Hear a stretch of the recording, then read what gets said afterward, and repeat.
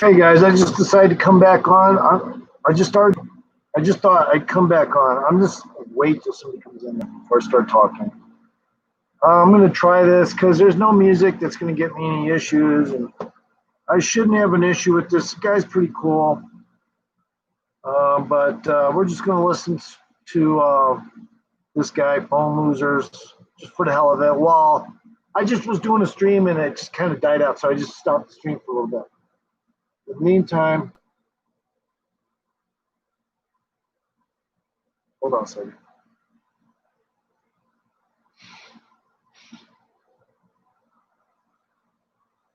Meantime, I'm just going to put this on. It looks like I have a grandma challenge request thing. You know, somebody sent me the phone number of their grandma. He says, my name is Cody. This is my grandma. Her name is Sharon. I don't know. Go crazy. You're funny. Okay, Cody, you asked for it. Oh. Hey, Grandma. Hello. Grandma, it's Cody. Yes. Hi, honey. Hi, how are you doing? Oh, pretty good. How about you? Pretty good. Hey, are you home? We're just driving out to go out to a birthday party in it's Emma's birthday today. Her party today. Oh, God. Why, where are you? Oh, well, I was going to come by your house and just get your lawnmower. We don't have a lawnmower. I mean your cell phone. Is your cell phone there? Oh, you're probably on it, aren't you? Yeah. What did you need my cell phone for, honey? Oh, I was going to modify it. I'm going to trick it out. Like, I'm going to overclock it and root it. What does that mean? You'll be able to, like, put unauthorized apps on your phone. And, like, you know, there's a lot of good porn stuff, you know. Good porn stuff? Yeah, like if you root your phone, you can do pretty much anything you want. Oh, you can put a bunch of PlayStation games on there, like great. you know, pirated ones and pirated movies. Uh-huh. How long are you going to be in town? Oh, you know, a couple days. Pick up some weed. Okay. Yeah. Well, like I said, we're just headed out to the party. We'll be home later this afternoon, or we'll be home tomorrow for sure. Okay. Can I root both of your phones? Well, you have to tell me a little bit more about it, I guess. Okay. If you need to. All right. Okay. I'm gonna do some spray painting on it. I'm gonna pause it for a second and just tell you this guy is funny because sometimes he just has a weird gay sounding voice sometimes, but it makes it funnier when he's talking to these people and saying the shit he does with that lisp, that kind of gay backdrop. It makes it actually a little funnier. I'm just saying. Makes it funnier. So let's hear this more. Too, like with stencils and everything. Okay, like, we'll see. Oh no, it's cool. Like it's gonna look nice. You'll see. When you see my phone, you're gonna be blown away. Okay. Well, maybe this afternoon or tomorrow, huh? How come you don't have a lawnmower? Oh, because we have a lawn guy do the lawn, and we just got rid of it a long time ago because he just does our yard all the time. What day does he come? When's he coming next? Wednesday. Okay. Wednesday. This Wednesday? Yeah, this coming Wednesday. Uh-huh. Oh, cool. He comes every Wednesday. Okay, I'm gonna come up there and meet him the next time he mows. I don't know about this Wednesday, maybe the Wednesday after. Okay, you're gonna be in town a lot or something? Well, it's just I really want to try something with the lawnmower, and I don't have one. It's like a life hack. Oh, well, your dad has a lawnmower. I'm not allowed to touch it anymore. Oh. Okay. Ever since the incident, you know. Oh, I don't remember the incident, but okay. Yeah. Hey, do you have a hidden key? Can I just go in your house? No, I don't anymore, honey. I don't even have an extra one. Darn. So, what do you need? Well, you know, like under the stairs, there's like a little hidden area type place, and yeah, I just don't have. Well, what did you need to get in the house for? Well, I hid a few hard drives in there. You hid a few hard drives in my house? Yeah. Okay. Well, can you get them? Can you get them tomorrow? I guess. Or when you come? Oh, okay. That would probably work better, all right? Okay, yeah, I have a bunch of stuff in there, a bunch of tax forms and hard drives and manila folders, paper Well, clips. Granddad he would probably have to help you with some of that. Yeah, I wrote my name on it, so if you found it, you would know it's mine. Okay, all righty. Well, all right. You call me. Let's see. The party's over at 4. We probably won't stay that long, so it'll be this evening or tomorrow. Okay. What'd you get her for your birthday? For her birthday? For her birthday, yeah. Well, we just got her this Barbie mermaid doll that has all these changed hair things. But we give the kids all the great grandkids $100 bond because I didn't think I'd be getting them, so we don't get them a big present. We just get them because they get the $100 bond. So, yeah, that kind of adds up. Can you tell her it's from me? Can I tell her that the bond's from you? Yeah, just tell her it's from me. Say I paid for it and I thought of it. Okay, well, okay. We'll talk about it, all right? Yeah, just tell her. I didn't get her anything. Okay. I know, but Emma doesn't even hardly know you, honey. It's okay. Yeah, I know, but I don't want her to think I'm a cheapskate. Just tell her it's from me. Tell her you didn't get her anything, but luckily Cody did. All right. Okay, honey. I'll give me a call tomorrow, okay? Okay. Hey, is the AC on in your car right now? Yes, it is. Okay, hold on. I'm gonna try something.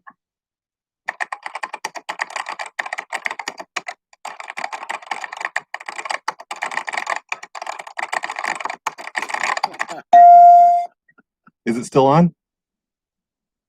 Yeah. No, it didn't work. No, I know. I was trying to access it remotely. Oh, okay. Well, maybe better not, huh?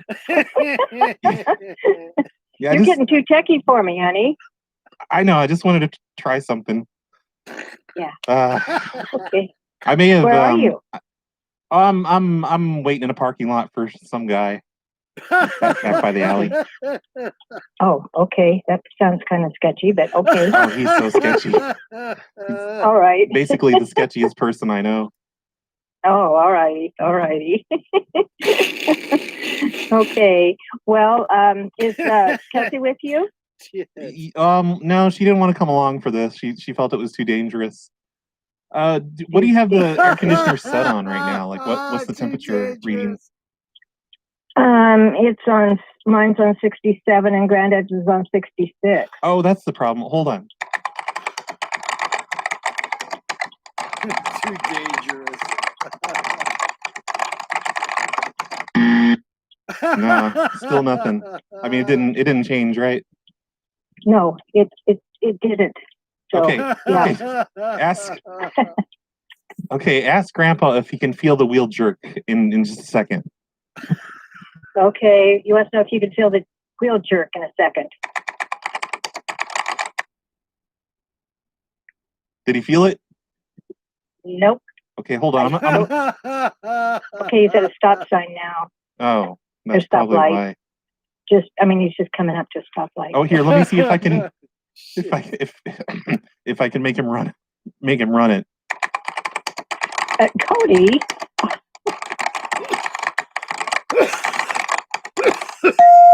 Did it lurch out in the traffic? Oh, and I'm glad it didn't, because we would have ran into a car in front of it. Yeah, it wouldn't be your fault though. It's I'm the one that did it.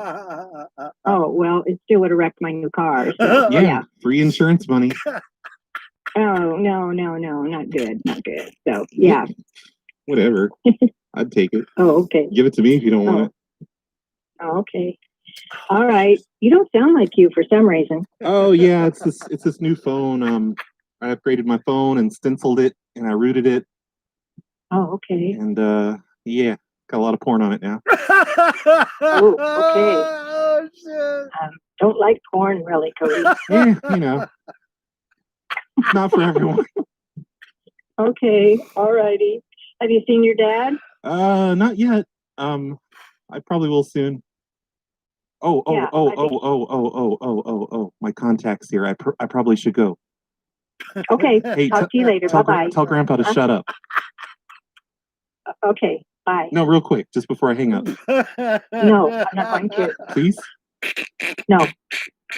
Bye. I just wanted to see people. But No. Bye. I love you. I love you too. Bye-bye. That's too funny. Anyway, Fade to Black is on. Let's go to that. Let's go to Fade to Black, just for the hell of it. Just came on. The results strongly support that these beings are not closely related to any known organism on Earth. He was able to detect the fetus of some creature. It is not human. We will piece together the ascension teachings and disclosure of extraterrestrial beings by the Essenes. We will go beyond what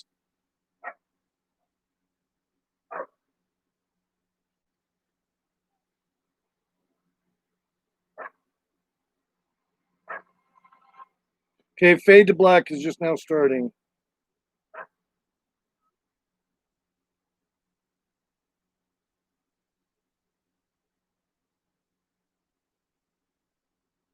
July 8, 1947. The Army Air Live Force chat has announced on that a Fade to flying Black. disc has been found and is now in the possession of the Army. The game is rigged. Change the game. Game changer. I occasionally think how quickly our differences worldwide would vanish if we were facing an alien threat from outside this world. Fade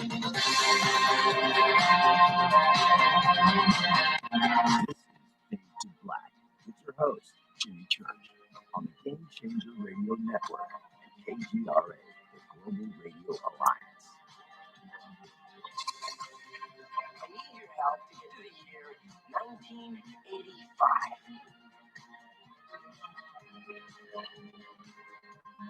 You're listening to Fade to Black with Jimmy Church on the Game Changer Network.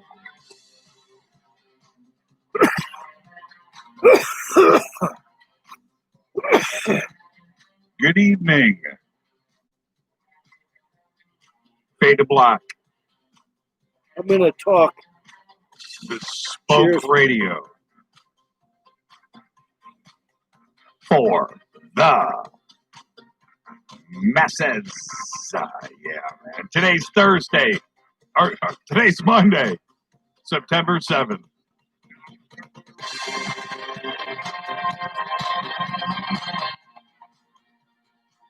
Thursday. Today's Monday. Don't freak out. 251 days into the new year, only 115 days left. We are live from a bunker somewhere in the middle of beautiful downtown Burbank, California. And I would like to welcome everybody listening all around the world, all across the United States. Hither and thither, to and fro, back and forth, up and down, east and west, north and south, far and near. This is Fade to Black for KJCR, the Game Changer Network, and KGRA, the Planets. I'm your host, Jimmy Church. What is cracking, everybody? How you doing? How you doing? It's Monday. Yeah, man. And tonight, kicking off UFO week here on Fade to Black, night one is Peter Davenport of the National UFO Reporting Center, New Fork. Tomorrow night, it's Alejandro Rojas, right here on TTSA. That's right. Why TTSA may be one of the cogs in the wheel to help us towards disclosure. That'll be tomorrow night. Also this week is the UFO Congress. Yeah. In case you didn't know that. UFO Congress is this week, kicking off virtually, just like everything else. But that's going on this week. And Alejandro's the MC, so we'll have Alejandro on here tomorrow night. Wednesday night, first-time guest, Kevin Estrella of Pyramids on Mars is here. Guitar player, contactee, experiencer, UFO radio host, all that stuff with Kevin Estrella. Looking forward to this. Kevin Estrella will be here on Wednesday night, which means it's going to be one of my favorite shows. We're going to have UFOs, contact, sightings, music, guitars. Yeah, man. Oh, it's going to be a good show on Wednesday. It's going to be a great week. UFO week here on Fade to Black. Now, Peter Davenport will be with us at the bottom of the hour. And for those of you out there waiting for the new episode of the H Factor, it's coming. It may be tonight, after the show tonight. But let me say this about the H Factor. Rita and I are now, in addition to everything else that we do, which is a 7-day-a-week job, okay? In addition to everything else, we are now camera people. We're now lighting. We're now sound. We're now editors, content creators. We are everything, a full production team. And which includes makeup and hair and wardrobe. It's like, man, and this latest episode is the longest one that we have done yet, and we want to try to keep them short, but it's hard to do that. But anyway, you add a minute or two of content, and the next thing you know, it's just not like, well, it's a minute longer. It's not. It's like another day is what that is. And so we're in the middle of that, and the new episode is just awesome and so well written, and it's just one of those things. And we would have had it done yesterday, but we went more on this in just a bit, but we went and visited family yesterday in the heat. More on that in just a minute. But anyway, the new episode's done. It's in the can. It's finished. It's 99 point. Oh, it's not 99.9%. But it's definitely 95% ready. That extra 5% will get thrown in there tonight. We'll have it up there for everybody. Okay? All right. So tonight, Peter Davenport. Tomorrow night, Alejandro Rojas. Wednesday night, Kevin Estrella, Pyramids on Mars.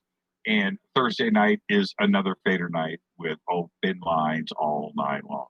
Now, over the weekend, now this happened on Thursday, but again, over the weekend, Carolyn Ford was doing a ceremony with Einstein, the Crystal Skull, and she was heading down to Einstein's little lodge that he's got, and they were going to do a ceremony and some meditation. And we're going to do one of those for the Fadernauts and all of our Crystal Skulls here. So we're looking forward to that, and we may have that together by next week. Carolyn Ford, you can go and visit her at EinsteinCrystalSkull.com and go and get yourself your very own crystal skull. She has the best, all imprinted by Einstein, the ancient crystal skull knowledge.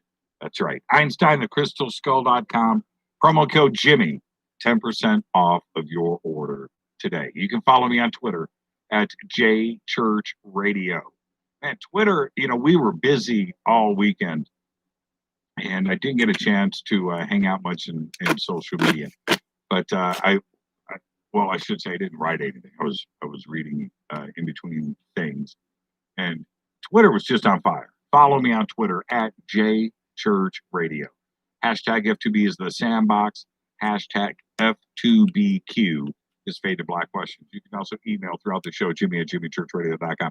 2 chat rooms open, one over at Spreaker, one over at KGRA The Planet, and of course, everybody over on YouTube and Facebook and TuneIn and TalkStream Live and KGRA Radio, iHeartRadio. Hello to everybody out there. Okay, let's get to the breaking news. Crazy. Saudi Arabia has issued final verdicts against 8 suspects in the murder of Washington Post journalist Jamal Khashoggi back in October of 2018, sentencing of 5 of the defendants to 20 years in prison. One got 10 years, and 2 others faced 7 years in prison. Everybody escaped the death sentence. In Saudi Arabia, you get the death sentence for, like, wearing shorts. I mean, you get the death sentence for anything in Saudi Arabia, but apparently not for killing somebody, especially a journalist. who planned the killings and who ordered the killings were not investigated. They have gone free. Right? Might be the Saudi royal family. There you go. The case is now officially closed. There you go. Unbelievable. Now, over the weekend, it got hot. It got hot. It got crazy, but not as crazy as Denver. And Denver will go today. Denver will go from experiencing record heat to preparing for a sudden snowstorm. That's right. It's kind of happening right now in Burbank too, by the way. The city is expecting more than a 60-degree drop in daily high temperatures from 101 degrees on Saturday to a predicted 35 degrees tomorrow, as in Tuesday. How crazy is it in Denver? Well, temperatures reached around 94 today at 2 p.m. 94 degrees. But not before plummeting to a predicted 35 God, that lighting's degrees horrible. overnight and into Tuesday morning. That Put those back is on. insane. But we're going through it here in Burbank too as well. Talk about that in just a second. Samsung announced a $6.6 billion deal today with Verizon to help build its 5G United States networks. Samsung is already supplying 5G equipment to AT&T and Sprint, and currently working to expand its presence over in Japan. Details were not immediately released, with Samsung saying only that the deal is for network equipment. German doctors removed Russian opposition leader Alexei Navalny from a ventilator and said that he was responsive to verbal stimuli. He has come out of his coma. Navalny, a fierce critic of Russian President Vladimir Putin, has been in a medically induced coma since he allegedly was poisoned on Putin's orders while traveling in Russia. Wonder what he's got to say now. I don't think Moscow expected him to survive. Yeah, it's a crazy world, isn't it? All right, let me hit this river of coffee. Let's get this show cracking. Happy birthday to today, Toby Jones. Toby Jones today is 54 years old. Gloria Gaynor today is 71. Light is too bright. I will survive. Jazz great, and I couldn't believe this. Jazz great saxophonist Sonny Rollins today is 90. That's right. And in music circles, he's regarded as the greatest living improviser, and he is the greatest. Also today, the Pretenders' Chrissy Hine is 69 years old. Pretenders. Whoops. Our dead guy's birthday today is Easy E. Moment of silence, please. 1993 to 1995, died at the age of 30. Now, I realize I just said 1963 to 1995, died at the age of 30, right which means he would have been 31 or 32 years old, right? Not so fast. Easy E had a fake driver's license. That's right.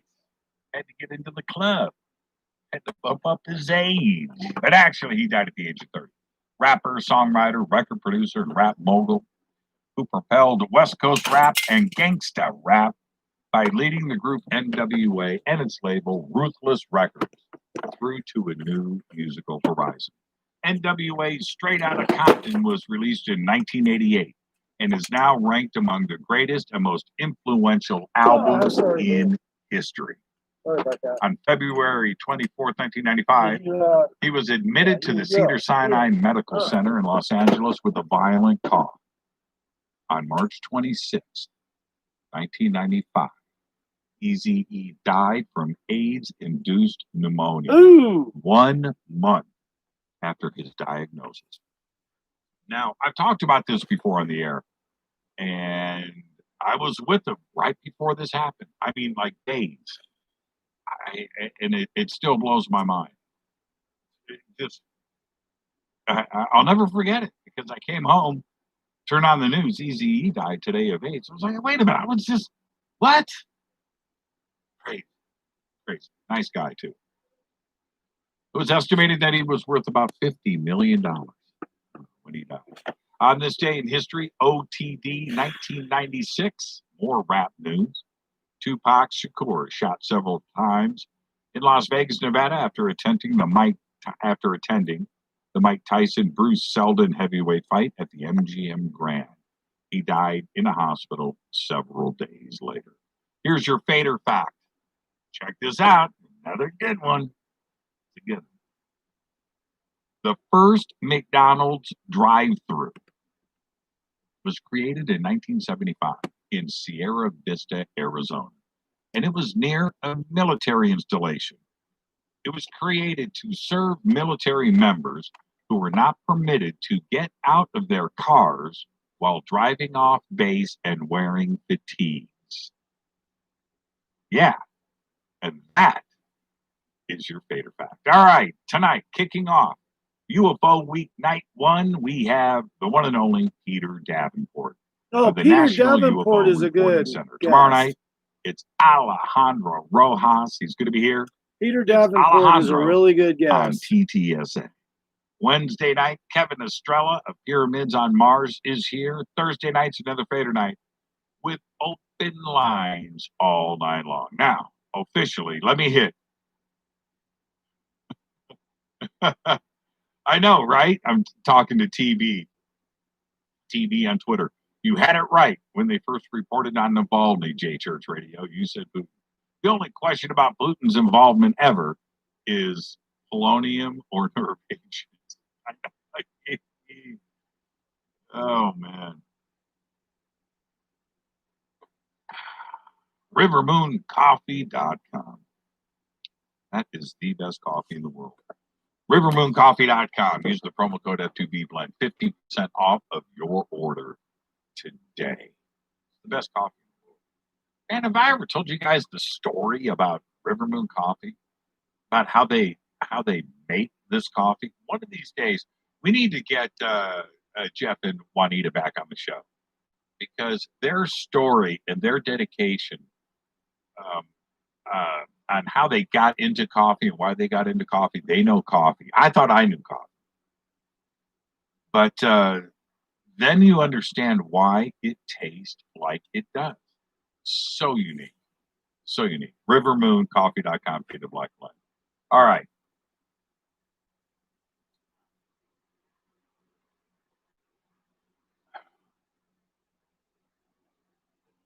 Weather control. Weather control. It was so hot this weekend.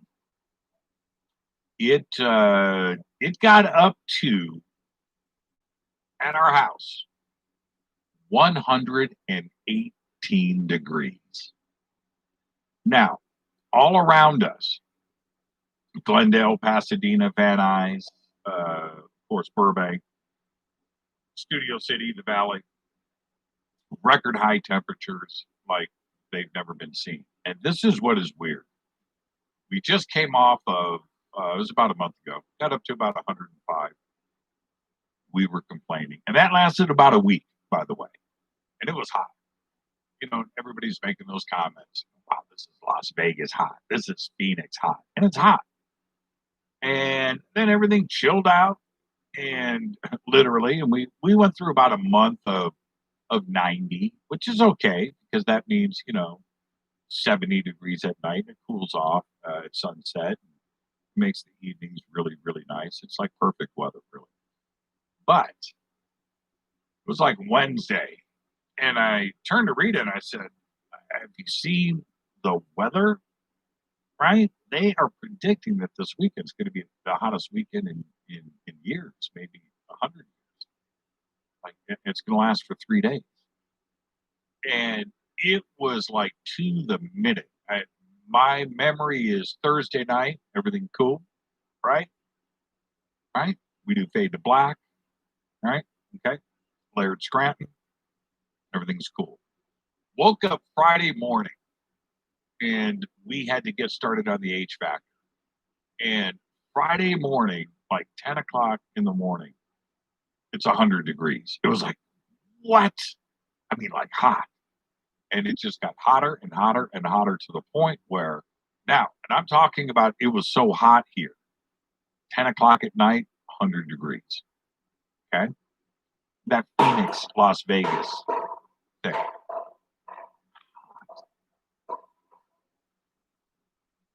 I had thought to myself, this is crazy. But it happened like overnight. It started overnight, and now it's ended. Today, I mean, like 3 days in and out. And I started thinking about this weather control. Is this weather control? Because for a lot of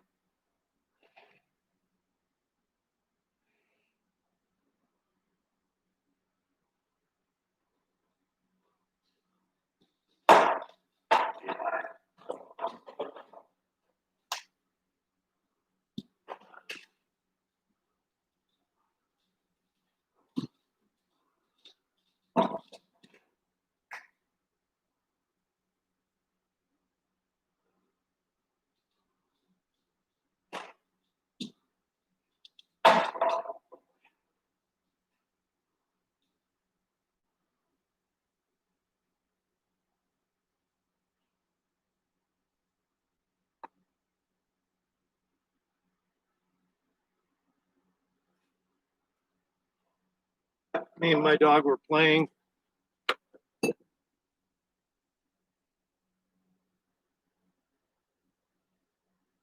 don't know how that came off. It went offline, I guess. Let's see what happens if I. Oh, there we go. Huh. Let's see what happens if I try to fix it. is it in Denver?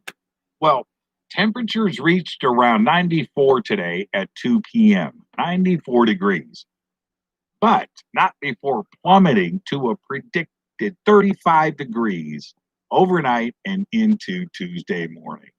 That is insane. But we're going through it here in Burbank too as well. Talk about that in just a second. Samsung announced a $6.6 billion deal today with Verizon to help build its 5G United States networks. Samsung is already supplying 5G equipment to AT&T and Sprint, and currently working to expand its presence over in Japan. Details were not immediately released, with Samsung saying only that the deal is for network equipment. German doctors removed Russian opposition leader Alexei Navalny from a ventilator and said that he was responsive to verbal stimuli. He has come out of his coma. Navalny, a fierce critic of Russian President Vladimir Putin, has been in a medically induced coma since he allegedly was poisoned on Putin's orders while traveling in Russia. Wonder what he's got to say now. I don't think Moscow expected him to survive. Yeah, it's a crazy world, isn't it? All right, let me hit this river. I love you too. I love you too, buddy. Let's get this show cracking. Happy birthday to today, Toby Jones. Toby Jones today is 54 years old. Gloria Gaynor today is 71. I will survive. Jazz great, and I couldn't believe this. Jazz great saxophonist Sonny Rollins today is 90. That's right. And in music circles, he's regarded as the greatest living improviser. And he is the greatest. Also today, the Pretenders' Chrissy Hynde is 69 years old. Absolutely incredible. Our dead guy's birthday today is Eazy-E. Moment of silence, please. 1993 to 1995, died at the age of 30. Now, I realize I just said 1963 to 1995, died at the age of 30, which means he would have been 31 or 32 years old, right? Not so fast. Eazy-E had a fake driver's license. That's right. Why back up? Had to get into the club. Don't be getting over here. Had to bump up his age. You don't even know how to But stay on my actually, he lap died at the right. age of 30. Rapper, songwriter, record producer, and rap mogul who propelled West Coast rap and gangsta rap by leading the group NWA and its label Ruthless Records through to a new musical horizon. NWA Straight Outta Compton was released in 1988 and is now ranked among the greatest and most influential albums in history. On February 24th, 1995, he was admitted to the Cedars-Sinai Medical Center in Los Angeles with a violent cough. On March 26th, 1995, Eazy-E died from AIDS-induced pneumonia 1 month after his diagnosis. Now, I've talked about this before on the air, and I was with him right before this happened. I mean, like days. It still blows my mind.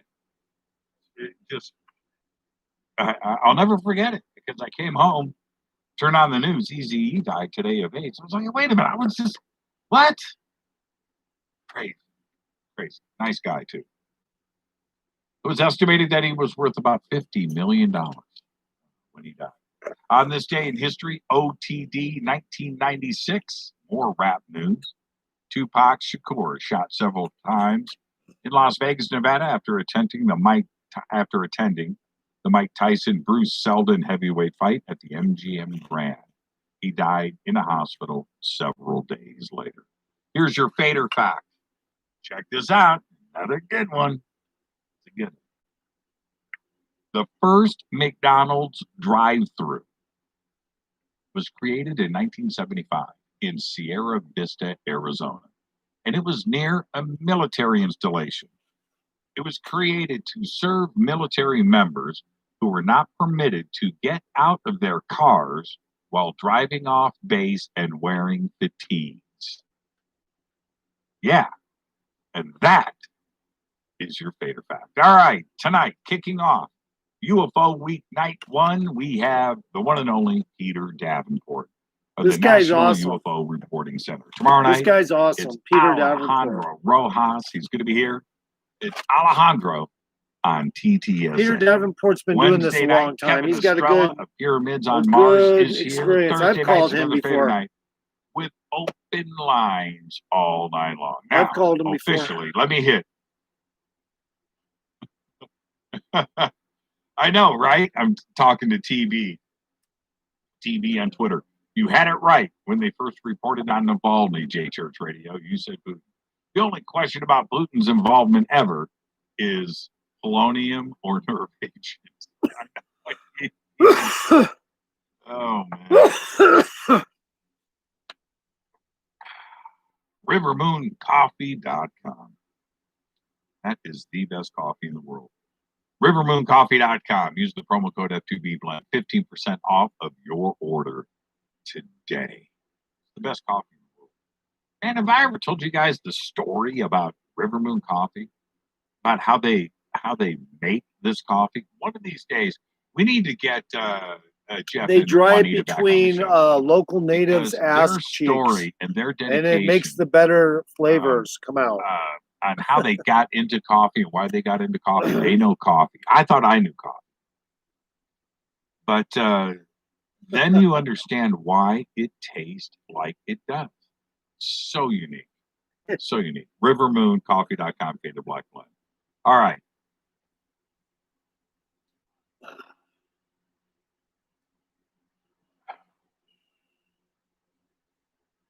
Weather control. Weather control. It was so hot this weekend. It got up to, at our house, 118 degrees. Now, all around us, Glendale, Pasadena, Van Nuys, of course, Burbank, Studio City, the Valley. Record high temperatures like they've never been seen. And this is what is weird. We just came off of, it was about a month ago, got up to about 105. We were complaining. And that lasted about a week, by the way. And it was hot. You know, everybody's making those comments. Wow, this is Las Vegas hot. This is Phoenix hot. And it's hot. And then everything chilled out. And literally, and we went through about a month of 90, which is okay because that means, 70 degrees at night. It cools off at sunset. Makes the evenings really, really nice. It's like perfect weather, really. But it was like Wednesday, and I turned to Rita and I said, have you seen the weather? Right? They are predicting that this weekend's going to be the hottest weekend in years, maybe 100 years. It's going to last for 3 days. And it was like to the minute. My memory is Thursday night, everything cool, right? Right? We do Fade to Black, right? Look at that. Laird Scranton, everything's cool. Woke up Friday morning, and we had to get started on the HVAC. And Friday morning, like 10 o'clock in the morning, it's 100 degrees. It was like, what? I mean, like hot. And it just got hotter and hotter and hotter to the point where now, and I'm talking about it was so hot here, 10 o'clock at night, 100 degrees. Okay? That Phoenix, Las Vegas thing.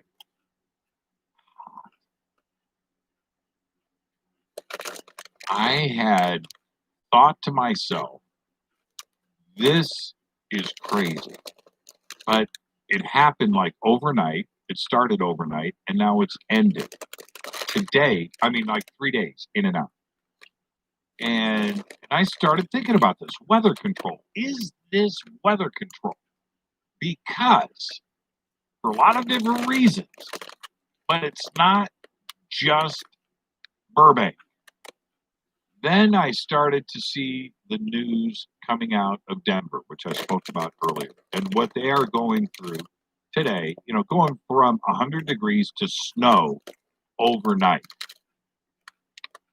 That just doesn't make any sense.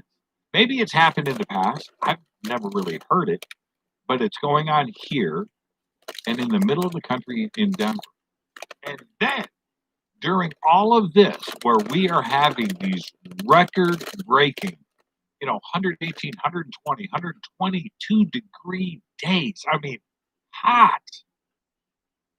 That this weekend is or this week is record-setting cold temperatures at the same time in the same country. Now, I don't want to you don't even have, it's not a conspiracy thing.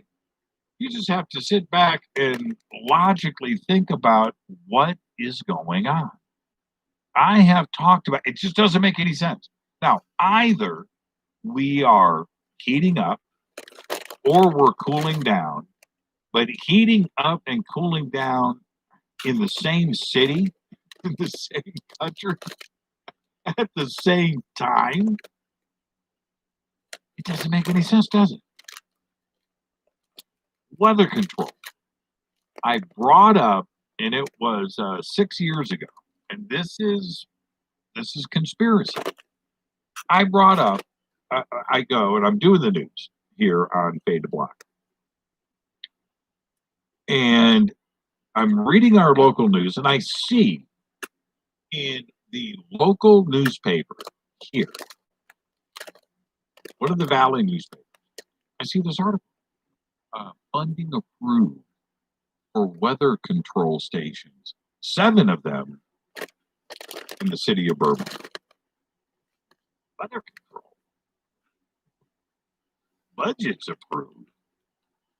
Weather control. So the article said this, that there were seven cloud seeding stations being placed in the foothills of Burbank that are going to seed the clouds for rain when needed. And the budget for the chemicals to go into these 7 stations for the year was $500,000. Now, when I read the article, I thought $500,000 is kind of cheap. What, and what is the, so obviously it's not that elaborate. The seeding stations are already there, which I didn't know about. And this is just for the chemicals to go into these 7 pockets. And so I read the article, and I was pretty stunned. And at the time, we were going through what we're going through now. These crazy things, these swings in weather. And I didn't understand it. Cloudy day, clear day, clear day, suddenly cloudy, just weird things going on. But I was talking about it. And then I read the article, and you're like, well, that makes a lot of sense. Here in Southern California, we have gone through these long runs of drought. And then suddenly it rains. But when I say long runs, 5 years. Not a summer or not a winter, but we go through sometimes years of no rain, not a drop. Okay, but this is the conspiracy part. So I read the article and I post it. I read the article, I write up a story, and I read it on the air. And it was about a week later, and I got 2 or 3 emails from different people going, we're trying to cite the source of the article that you had quoted from on the air about the weather control. I said, oh, yeah, no problem. I'll send you the link. I go to the page. Article's gone. It's gone. I then search. It's not there on any media, on any outlet. And I thought to myself, this is a public information situation. We're talking about public funds, $500,000 to be paid by the city of Burbank in this weather control stations in the foothills of the mountains, San Gabriel Mountains, San Fernando Mountains, and in the city of Burbank. Half the San Fernando, half the San Gabriel, on which side of the mountains you're on. But anyway, that doesn't matter. The articles disappeared. I couldn't find it, and I still can't. And I have not, from time to time, every 6 months or so, I'll go and do a general search on this to see if there's anything else up there. It doesn't exist. So I was convinced at that time, and this isn't a Dane Wigington chemtrails, cloud seeding from airplanes and things, and aluminum in the air, particulate. Some of this is about, these are fixed stations on the side of the mountain here behind our home and studio. So what do we do with that? Well, it convinced me that weather manipulation is real. The weather manipulation in the San Fernando Valley is real. It's something that is there, and it is something that is budgeted. And one thing was leaked to the public and was presented to the public and then removed from the internet. It's got to be going on all over the place. This isn't some isolated situation in Burbank. And going through what we did this weekend. Now, today, it's nice outside. Same thing in Denver going on right now. Yesterday, Rita and I went over to Rita's brother's home. It's their 35th wedding anniversary. And we went out to have a get-together, a dinner. It's maybe a half dozen of us, 10 of us. We had to eat dinner inside. We couldn't eat out by the pool, which was our plan. It was too hot. We ate dinner inside with the air conditioning. Went outside, and at about 10 o'clock last night, a breeze came through, and suddenly it was nice. Today, it was like yesterday, and the last 3 days didn't even happen. There's something going on. You talk to the people in Denver that went from 100, Denver, 101 degrees on Saturday, 94 degrees today, and it's going to snow tonight. Like, there you go. It's hot here. Weather control. We're in the mountains. All right. Tonight, I'm your host, Jimmy Church. This is Fade to Black Tonight. Not Peter hot right Davenport is here from the National UFO Reporting Center. Peter's been doing this for such a long time. I'm a big fan of his. We've all been listening to him on Coast to Coast for years. He's back with us. He hasn't been on with us for like 5 years. I didn't even realize that. Done Coast with him. Oh, I'll be doing Coast this weekend, everybody. I want Saturday him to night. get Peter Davenport on. So I am your host, Jimmy Church. Follow me on Twitter at JChurchRadio on the Game Changer Network and KGRA The Planet. I'll be right back with Peter Davenport. Thank you. Kicking off UFO Week here on Fade to Black right after this short break. You. Stay with us.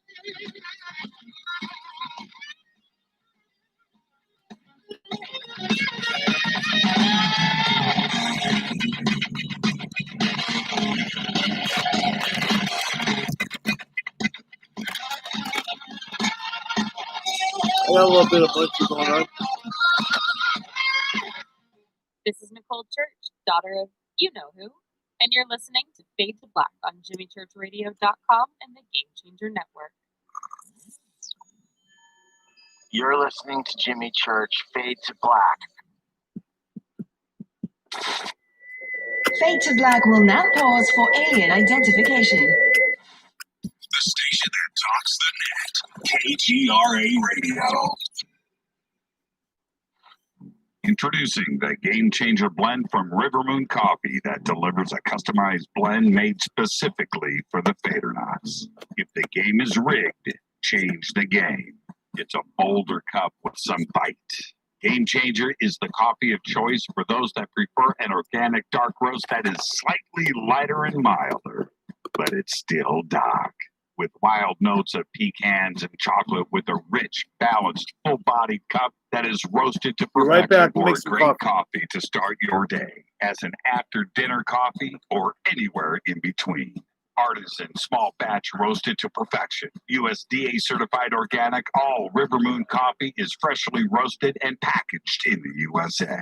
Just go to rivermooncoffee.com or click on the banners over on our site and use the promo code F2BBLEND for 15% off of your order today. rivermooncoffee.com. Go Beckley Tappy. This is the only way forward. This is Fade to Black. Make contact. KGRARadio.com. This is Jimmy Church of Fade to Black, and you can get our podcast for just $2 per month. All you have to do is click on the podcast banner over at JimmyChurchRadio.com. Hi, folks. It's troubling times, and fear is pushing emotions, which in turn pushes health the wrong direction. Do you ever get an ache because life is uneasy? Try Life Change Tea at GetTheTea.com. Life Change Tea works on your digestive tract, helping to move food through quicker and comfortably so your health is spot on. Life Change Tea may not help with world issues, but it will help with your digestive issues. A glass a day helps keep the intruders away. So, change your life today. Log on to GetTheTea.com. That's GetTheTea.com. If your health game is off, get on by ordering Life Change Tea. GetTheTea.com. And while you're on our site, look around at the great non-GMO organic supplements. And if you're a sales shopper, go to our specials page and see what's for you. I've been drinking the tea for 12 years, and I'm sure glad for its health benefits. Again, that's GetTheTea.com. GetTheTea.com. The tea that makes you go. 9 out of 10 geneticists agree. Fade to Black is not your father's radio show on the Game Changer Radio Network and KGRA, The Planet. Hi, this is Rob Reiner from Amble, and you're listening to JimmyChurchRadio.com. What's up? I'm Chris. What up? This is Kyle Manson. You're listening to Jimmy Church Radio.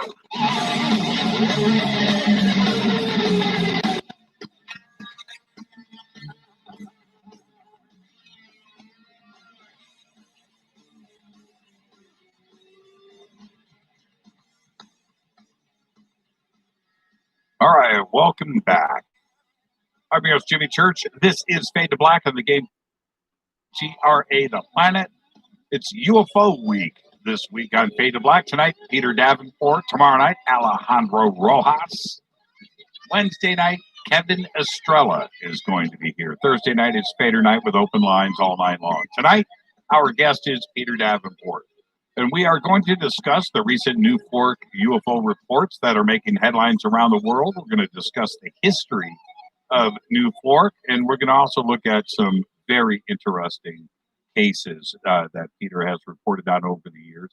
He has been the director of the National UFO Reporting Center since, check this, 1994. In addition to being the director of the National UFO Reporting Center, Peter has served as the director of investigations for the Washington chapter of the Mutual UFO Network, MUFON. Peter has had an active interest in the UFO phenomenon from his early boyhood. He experienced his first UFO sighting over the St. Louis Municipal Airport in the summer of 1954. And he investigated his first UFO case during the summer of 1965 in Exeter, New Hampshire.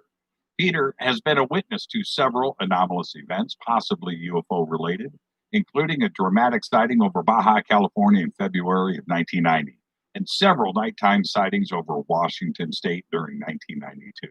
He received his bachelor's degrees from Stanford University, right here in California, his graduate education and MS degree from the University of Washington in Seattle, as well as an MBA degree in finance and international business from the Graduate School of Business. And his website, of course, is newfork.org. The links are over at jimmychurchradio.com. I'd like to welcome back to Fade to Black, the one and only Peter Davenport. Peter, how are you? Yeah, it's Peter. Doing well, and how nice, how exciting to be back with Jimmy Church down the air. I'm looking forward to this. Yeah, I'm really looking forward to Peter, and myself and so many millions of people have looked to you for your reporting and your reports over at Coast to Coast AM for so many years. I want to thank you for that. It's a lot of hard work, and certainly I know that you've had your ups and downs with it too as well. I remember. You're probably going to laugh now. I remember when you were getting crank called. Remember that? Remember that era? And that was horrible. And the frustration, because you're just trying to do, a service, and people disrupting it. But you know what? There's always somebody out there, isn't there, Peter? There is. It's sad. It's a sad statement about the state of the United States. I took I can tell you the date when the prank call started. It was the 27th of August, 2017. And I've taken probably 60,000 prank calls. Oh, that is crazy. On some days, it's tapered off, fortunately, but some days, typically between 80 and 95% of the calls were prank calls from young, rude, impudent American kids. Yeah, and and the thing is you have to take the calls because the next call could be the one, right? And you just don't know. Yeah. Trying to reason with these kids is like talking to a brick wall. It's really unsettling. Yeah, I know. And I'm a dad, and I totally get it, man. I really do. And here's the thing. Peter, is that all of us, and this includes myself and everybody that's listening to this show tonight and over at Coast too as well, is that something personal has brought them into this community. And they are on a quest for answers and for truth, and they want to communicate and meet others. We've all got our stories, don't we? And yeah, and you I want you to go. Let's go back to your first sighting that you had when you were a kid, because I think that's the one that always separates from That's what everything made else. him It's the one that interested in you probably UFOs. His remember first the sighting. most. Take us back. Peter What happened? Davenport. Yeah. Well, it was, I believe, 1954, although I'm not absolutely sure of the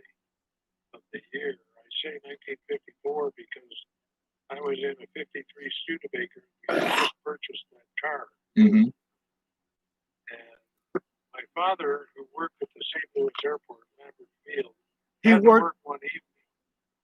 And St. the Louis, four that's of where us, I'm from. my father, mother, my older brother, and I drove out to the airport. We dropped my father off on the north side of the airport. Three of us drove around to the south side to attend the drive-in theater, a movie at a drive-in theater, Airway Heights movie theater. Fairway Heights. I've been there many times. And while we were watching a movie, it was dark. It was late at night. This is about July or August of 1954. Wow. A disturbance started brewing in the theater. We didn't know what was going on, whether it was a fight or a fire or some kind of emergency situation. And people were walking in front of our car looking up to my right. And I look out the right-hand passenger window, and there was the most crazy thing I've ever seen in my life. It was the shape of an English rugby ball, sort of generally the shape of a American football, but with blood ends. It was blood red, and it was so bright you didn't want to look at it. And to provide a little background, my father worked in the airline industry for 41 years. My friend's friend did, McDonnell In Douglas. the course of his employment, I picked up a great deal of knowledge about aircraft. As a kid, I prided myself to be able to spot and identify any aircraft. And I knew that was not a terrestrial aircraft. I'm not sure I'd ever heard the term UFO by that point. So, and suddenly, after just a few seconds of hovering off to our right, it accelerated, it shot up in the sky, it dropped down again, and disappeared behind McDonnell Aircraft Corporation. I don't think I saw that Right where my friend's 10 seconds. dad's friend worked. Determined the future that my life. And they also had a military contingent in there next to the McDonnell Douglas area in St. Louis. Yes, they do. What did your dad have to say about it? Well, he was a little upset by it. It turns out that he had finished work. He was in the control tower, which was on the north side of the airport back in those days. And it was the first thing out of his mouth when we picked him up. He was babbling about it. And we talked about it as a family all the way home, 5 miles home. Wow, man. I've heard this before by Peter. After that one experience, he did not care to talk about UFOs. Yep. Same with my dad. He saw it with a binocular, set of binoculars. As Weird. they all went in the tower. Why do these older folks They just couldn't figure lock up and don't talk about what they saw? I don't get it. It was not a terrestrial aircraft. Of that I'm quite certain. There's It one. was a dramatic event. Yeah, and you bring up one of the most solid points that we men bring up constantly. I can't say the same thing for women, but men, when we are young, when we're boys, we take pride in knowing our aircraft. Right? It's just the way that it is. And it, it's books, it's magazines, it's getting excited when you see one in person and flying overhead. Oh, that's a blah, blah, blah. And it doesn't matter if it's airlines, commercial, passenger jets, Air Force, helicopters, we take pride in that. And when we see something that isn't part of the inventory in our brain, that is when we take note, right? We know what we can take off the checklist immediately. And it's something that is part of a boy's DNA, isn't it? Yeah, you've summarized it really well. To this day, if I'm out walking or outdoors for any reason, an airplane passes overhead, it's almost irresistible to stop what I'm doing and look up and try to identify the plane or the carrier that's flying it. It's almost organic. I agree with your assessment. Yes, and it's kind of competition too, right? I think I can outdo you, Peter. Right? It's part of our DNA. It's what we do. And that's when it comes to UFO sightings and seeing something in the air that you can't explain. That is, we have to. I think that testimony, that kind of eyewitness report, is just as valid as anything else out there because we know what it's not, and I think that's important. Yeah, I agree. It's just like cars. You see a fancy car on the road, you got to look at it. You got to try to identify it. That's exactly the way I was, even at the age of 6.5 years. That was my nature. Now, when 1995 came along and the idea for New Fork, that's one thing, okay, and we're going to discuss that. But by the time 1995 came around, were you just full on? Was it MUFON? Was it research? Was it investigating? Was it the books and the videos and the documentaries? Were you fully engaged in the UFO phenomenon? Yeah, I was director of investigations, as you mentioned. Now, MUFON was okay back in Peter Davenport's days, so I don't fault him for being part of MUFON. Everybody knows I'm kind of against MUFON, but Peter Davenport was, before they got infiltrated fully, part of it and was no longer. So he's cool with me. Keenly interested, though, in UFO phenomenon, even back in the 50s and 60s. Again, after that sighting of that red object over the St. Louis airport, I was hooked. And the first book I had was Anatomy of the Phenomenon by Jacques Vallée. Mm-hmm. Father recognized my interest in the subject of UFOs, and he saw a copy of that on the bookshelf, and he bought it. And I just consumed it in a matter of a couple of days. It's an all-encompassing, all-absorbing passion, I'm afraid. And until the question of what these UFOs are is resolved, I'm afraid I'm hooked. Can we talk about Jacques Vallée for a second? Yeah, absolutely. Jacques is going to be my guest. I'm leaking this out now. But he's going to be my guest this Saturday. And Jacques, a lot like yourself and others that I've had so much respect for over the years, that I've been into this now for 40 years myself, that I'm able to interview. And Jacques Vallée for this community has been a game changer. And when you go and you're reading Jacques' books versus what people are seeing in the air, in the skies, and like yourself, right? The things that you are seeing too as well. Jacques seems to me, I've said this to him, by the way, Peter, seems to me that he knows something. There is something there about Jacques that is a confirmation of things, but it may not be what we think it is, right? Quite possible. I would love to meet him someday and sit down and chat. I'm quite surprised that he has more or less abandoned the ET theory, because from my vantage point, after having accumulated somewhere between 250,000 and 500,000 reports, eyewitness reports, it seems logical to me to conclude that we are dealing with intelligent creatures who have built very technologically sophisticated craft, and they're visiting us on a regular basis.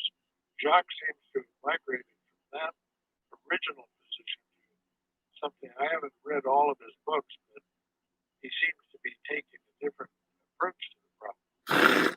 Well, I think that his suggestions, and I want to stay on exactly your point, okay, because you make a great point here, is that Jacques is definitely leaning towards an interdimensional phenomenon. That it may not be as physical. That's as cool, we because that's think, what I believe. But this is my point. There must be thousands of different civilizations visiting this planet. It's not just one craft or ET from one planet or one star system. There are trillions of those. So there must be thousands of. So Jacques' view is Jacques' experience and Jacques' research of just one type. There's so many. Peter, you've done report after report after report of craft that don't resemble each other. Right? I mean, it's one of those things where it's got to be thousands of different civilizations, right? I think in the final analysis, everything about our galaxy, realize how ubiquitous life may be. We will realize that we're dealing with millions of centers of not just life, but of intelligent life. That's my suspicion. It's just a numbers game. That's yeah, why I keep working, hoping that one of these reports will give me the answer to that question. And when we come back after the break, I do want to talk about specifically what's going on this year and how the reports have changed over the years. But now let's go back to 1995. Was the creation of New Fork out of National UFO Reporting Center, was that out of necessity? Well, I actually did not found it. It was a gentleman whose name was Robert J. Gribble, who was a member of the board on MUFON, who founded the National UFO Reporting Center in October of '74. And he argued that what we needed was a facility where we could draw all or most of the reports to one facility where we could collect the data, preserve the data, and compare the data between reports. And that was the beginning of the National UFO Reporting Center. Ironically, and I've often wondered about this, Jimmy, I arrived in Seattle just a month before he created Bob created the National UFO Reporting Center. I've often wondered whether there was some kind of significance to that fact. That he ran it, and he ran it marvelously well for 20 years. And one night in July of 1994, I was talking to one of the members of Washington MUFON, and he said, "Did you know, Peter, that Bob Gribble is considering shutting down the hotline?" Trying to get my dog activated. And I thought that would be a terrible check blow out to the coyotes. ufology Good boy. because it reports at the MUFON meetings. He was getting some terrific data. Good boy, Boo Boo. So I made the mistake, Yeah. you see why I say mistake, of calling Bob Gribble. That was my next call that Friday night. And I chatted with him, and I told him that I would be perfectly willing to help with his effort to take some of the load off of his shoulders to prevent any burnout. And before I knew it, he said, "Peter, it's yours." And from that point forward, my life has not been the same as it would have been if I had not become a full-time operator of the National UFO Reporting Center. How do you fund things? Well, through minor donations and honoraria, and most of all out of my savings account. And I'm considering changing that here in the near future and putting the contribution button on my website so people can chip in $5 every few months or so. But I avoided that initially because I didn't want anybody thinking that I was doing this work for the money, because if we're being visited by UFOs and their presumed occupants, that is a subject of such tremendous importance. It transcends any question. Exactly. Importance of monetary gain. There you go. So. Yeah, and it's not monetary gain. And I think everybody would understand that, because I'm asking because every time I have gone to the New Fork website, I always took note of that. There isn't a donation button. There isn't a membership button. There isn't a money button anywhere. There's no advertising on the page. So how are you funding it? And to say that you're doing this for the spirit and the love of the game, well, that says it all, Peter. Yeah. Well, that's what I've been doing for the last 26 years. I think it's time for me to change that. Start inviting people to help with the finances of the operation. Well, the second that you add that button, let us know. Right? Let us know, man. I'll get it out there on social media, and you'll be able to relax a little bit and wonder why you didn't do it earlier. So. Yeah, you're probably right there. But another comment about Bob Gribble, I can't say enough good things about him. What he did for ufology. He had printed some blaze orange stickers that give the telephone number. This is before a website, so it doesn't include the website address. But he had 4,000 or 5,000 of those stickers printed up, and he sent out a letter to the sheriff's office of every county and parish in the United States to introduce them to his operation, and to invite them to direct any callers who claim to have seen a UFO to the hotline number, it's been the same for 46 years next month. I called it once or twice, Peter Davenport, and gave him a couple reports of mine. So right then a moth came flying right in my hair. We're going to take a break here in a couple of minutes, but let me ask you this. What was the out of the hundreds of thousands of reports and phone calls, what's the one phone call that you think of first? Well, the Phoenix Lights case is the biggest case. Oh my God. He's bringing up don't tell me it brings up my case. I'll flip out. I saw that vehicle before it went to Phoenix. A lot of people don't recognize just how dramatic it was.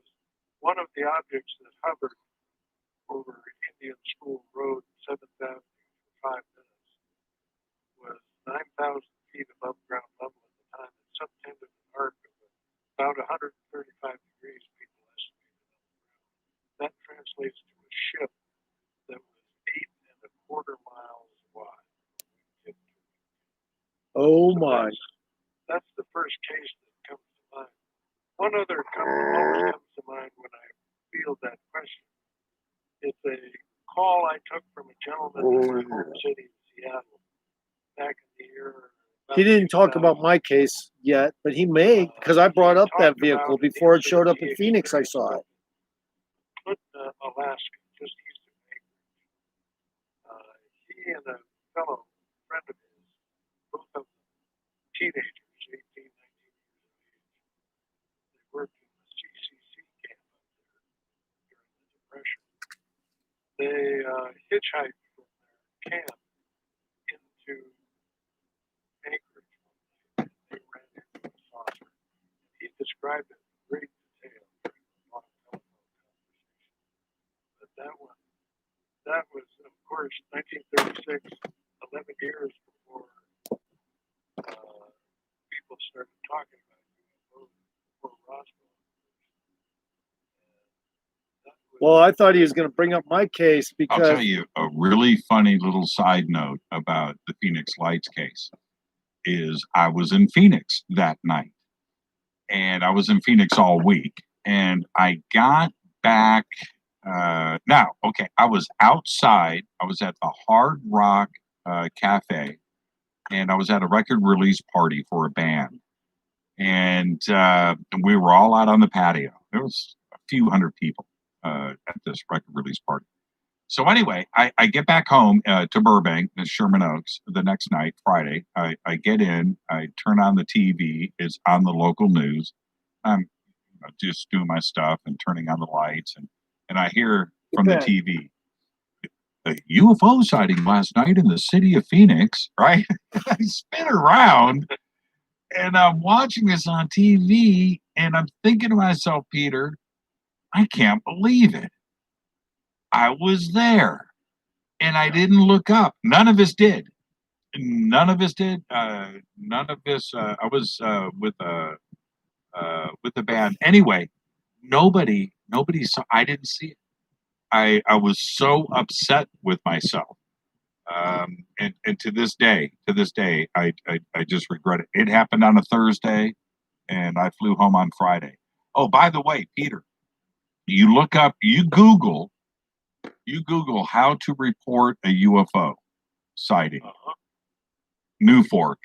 That's your number one Google search. That's what pops up first. I haven't done that in a long time. You're at the top, That's man. gratifying. You're at the top. Let's take our break right here. This is Fade to Black. I'm your host, Jimmy Church. Tonight, Peter Davenport, the director of the National UFO Reporting Center. More with Peter after this short break. It's night one of UFO week, which is every week on Fade to Black, by the way. Peter Davenport. I'll be right back after this short break. Stay with us. I got to show chat. When I was Look at born that. in the colony of Atlantis, Oh shit! Wait a minute. Why don't I got chat? There's no chat. Hold on a second. Oh, there we go. Most of the reports used to be about distant, tiny lights in the night sky, usually in the night sky. But that's no longer the case, it appears to me. People are reporting palpable, honest-to-gosh craft that are streaking overhead in the night sky, oftentimes unlighted, no lights on them at all. And that waves a red flag. Somebody tells me he saw an object streak over his head, and it did not have red or green or white lights on it. They have my interest immediately. What about daytime sightings? Yeah, there have been a lot of those too. That's one of the things I was going to lead into, is people are having daytime sightings of, again, palpable craft objects. Some of them, I believe, are high-altitude balloons, helium-filled balloons that are being launched by Google and DARPA, but not all of them. And people are seeing really bizarre craft that can't be ascribed to any other kind of explanation, in my opinion, other than the UFO explanation. Yeah, nighttime sightings are fun. I've done a lot of, I've got night vision goggles and things, and I enjoy doing that, going out with groups of people. That's fun. But the daytime sighting, to me, is the holy grail stuff, because now you can actually see the craft. At night, it's a guessing game. It's a lot of fun, but when you have a bona fide, like we were talking about earlier, being a kid, right? Daytime sighting, you can look at what you're looking at. You can see what you're looking at and positively identify it as something terrestrial or something that you just can't explain. And if we have an increase of daytime sightings, then that says something, Peter. Yep, I agree. There's some. I want to jump in, and I know that I just interrupted you, but this is 2020, Peter. I would think that if you were going to check out planet Earth, this is a pretty good year if you're ET to come in to check us out. Yeah. But think about the ET side. They're probably going, man, I just came from Earth. You don't want to go and check it out right now. It's kind of crazy. Right? Maybe it's that. And maybe we could actually see a decrease. I don't know. Which version do you think may be true? Do you think ET is interested in the pandemic and the social aspects of how we're dealing with it? Is that something ET would want to observe? I suspect it would be. Observe. I hope not participate. We still don't know where this virus came from, for sure. Right. In my opinion. And if ET is involved in the creation of a virus that has such a profound effect on the human population on this planet, that is a worrisome proposition.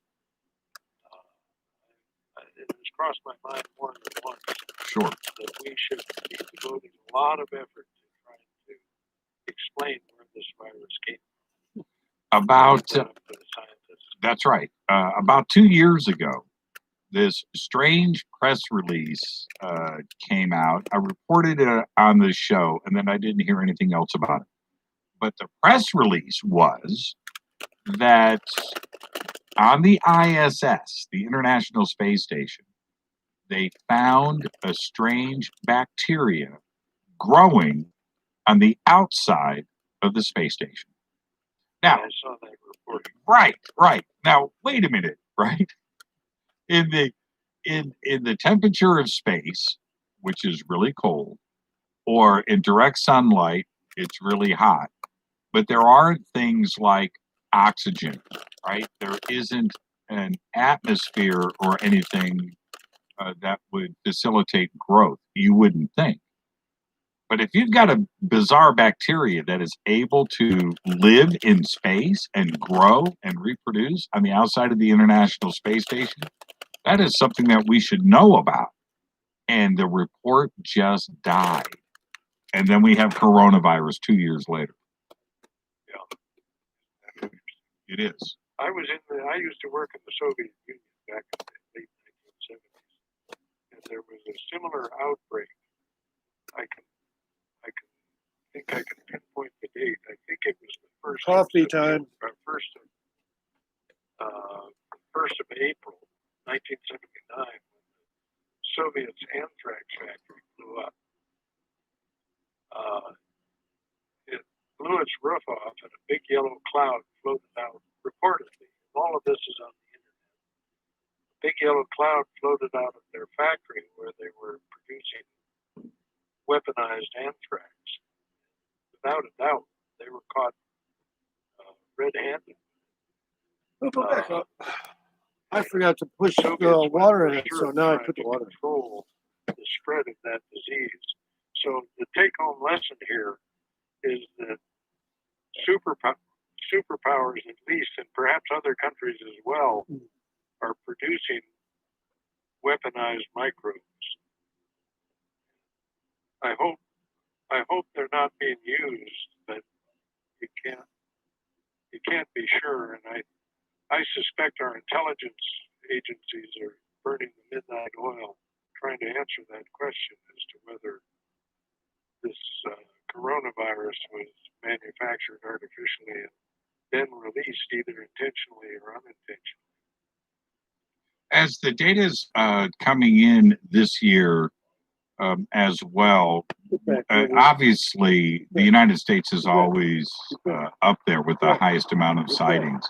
But are we starting to see data come in from around the world too as well? Have you seen an increase on other parts of the planet? If I've experienced an increase from places like Canada or Europe or Asia or Africa, I'm not aware of it. I don't have the time to really look at that information in any kind of meaningful, statistically tight fashion. It could well be the case.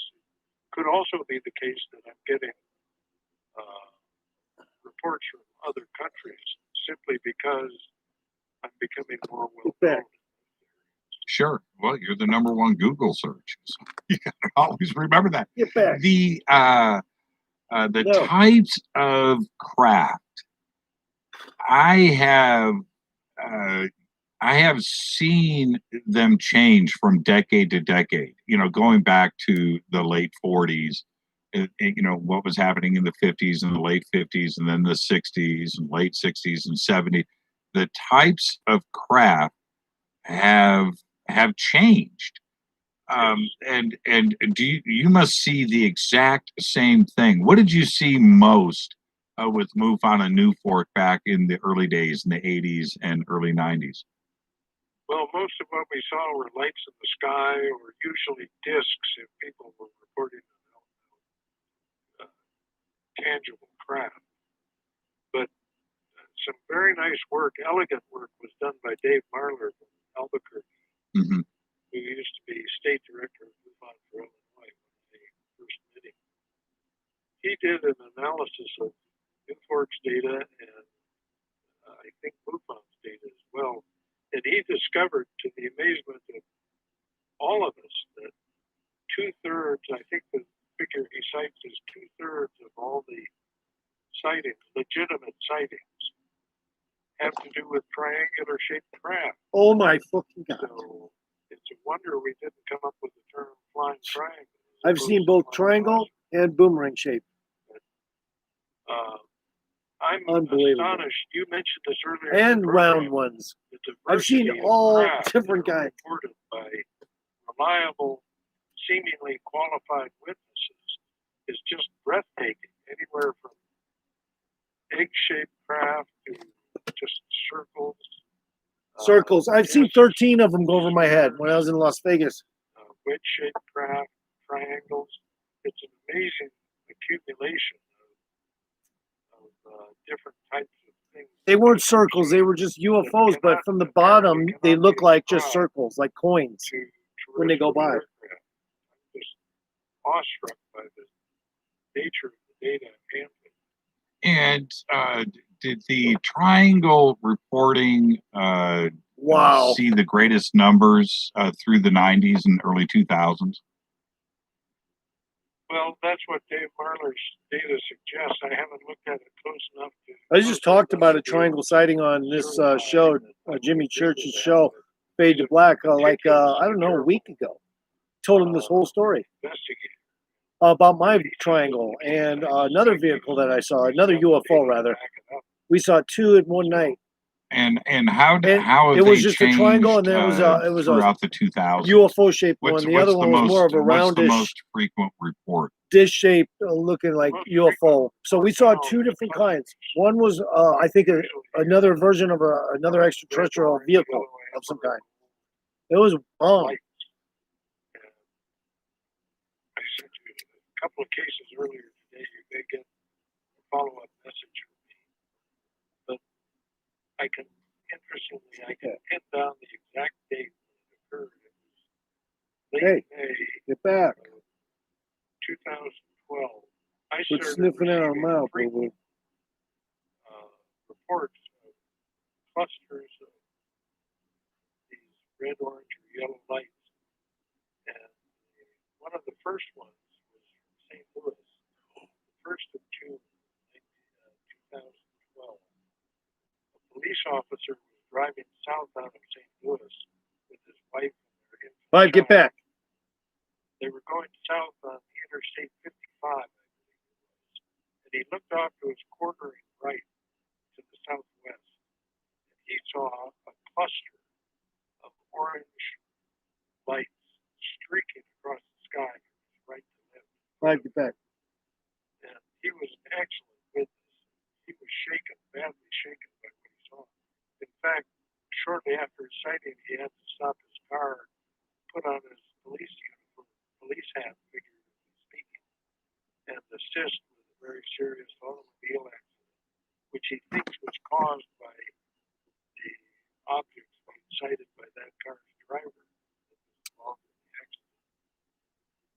Something very similar was seen the next night, the 2nd of June, again, 2012. And all of these reports should be on our website for people to read if they wish to do so.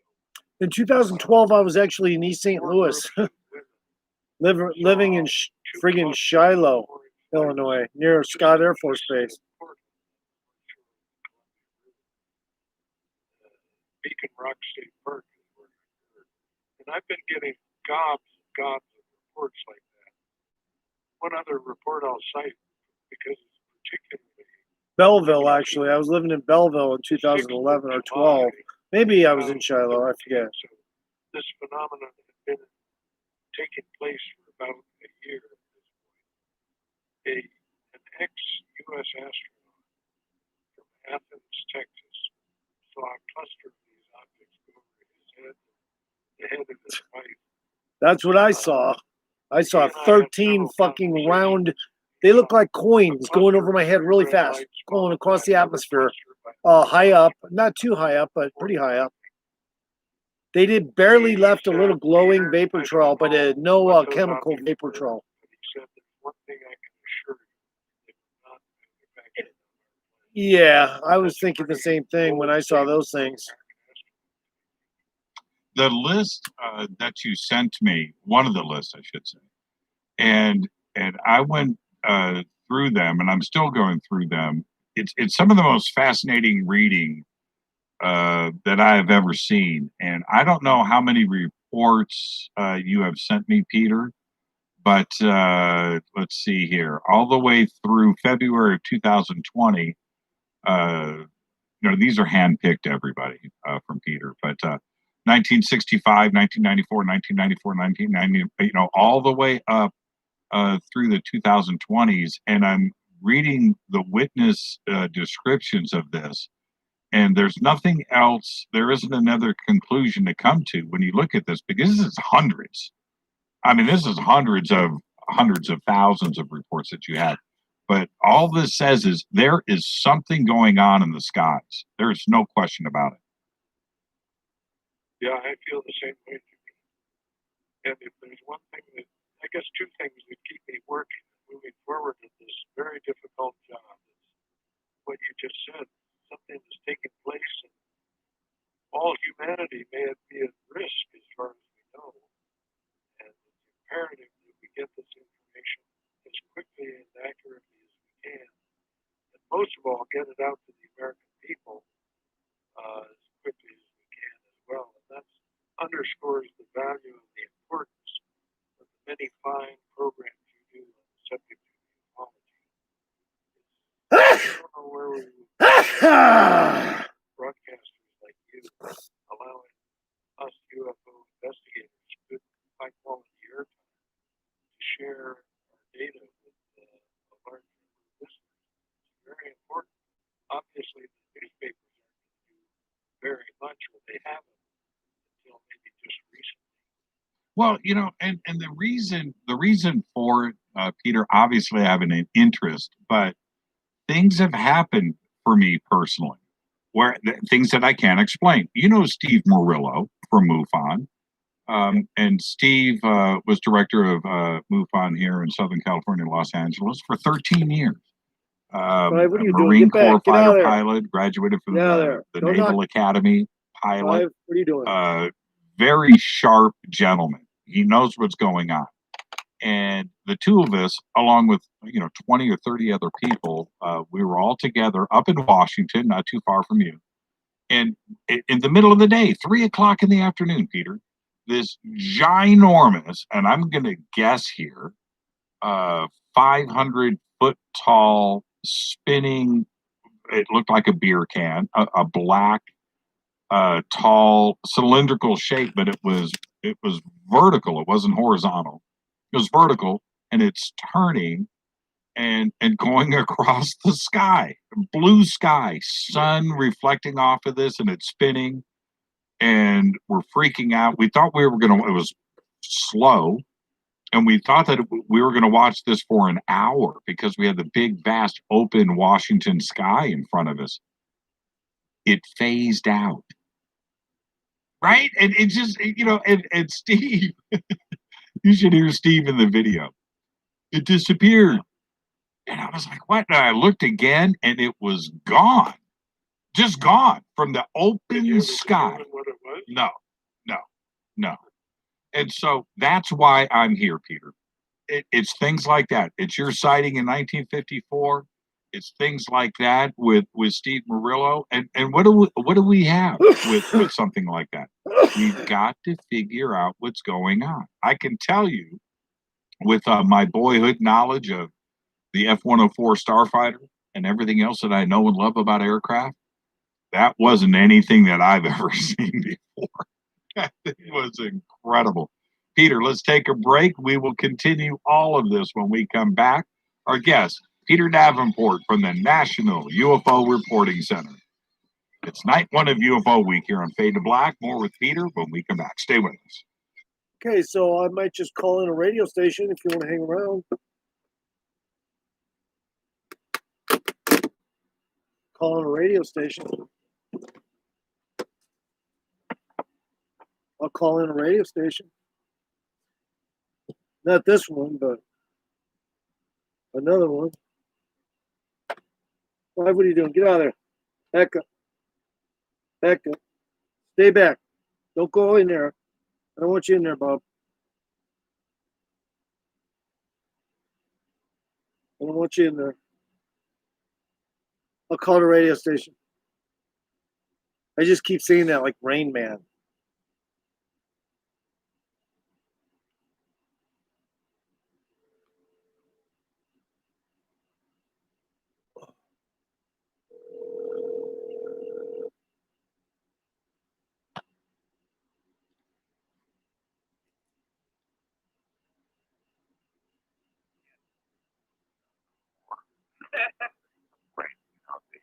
This guy kind of acts kind of gay, but he's talking with somebody else right now.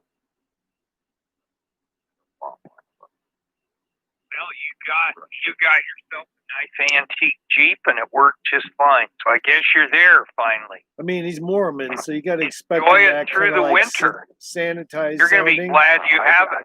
But yeah, Last winter, somebody had to push my the other guy's a caller. This get out. guy, Yeah. That he can be a little bit irritating sometimes. Put it in four-wheel drive. He talks about cars too much, and he don't know really jack shit about them.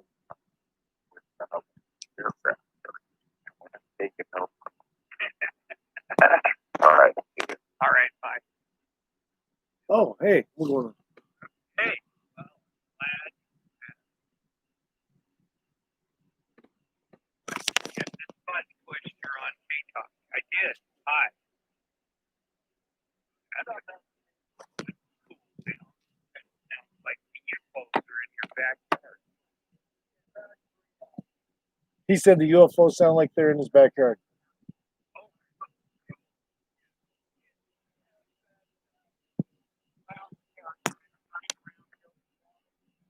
Some movie, I guess. So I loved Pac-Man growing up, so I thought, what a better way to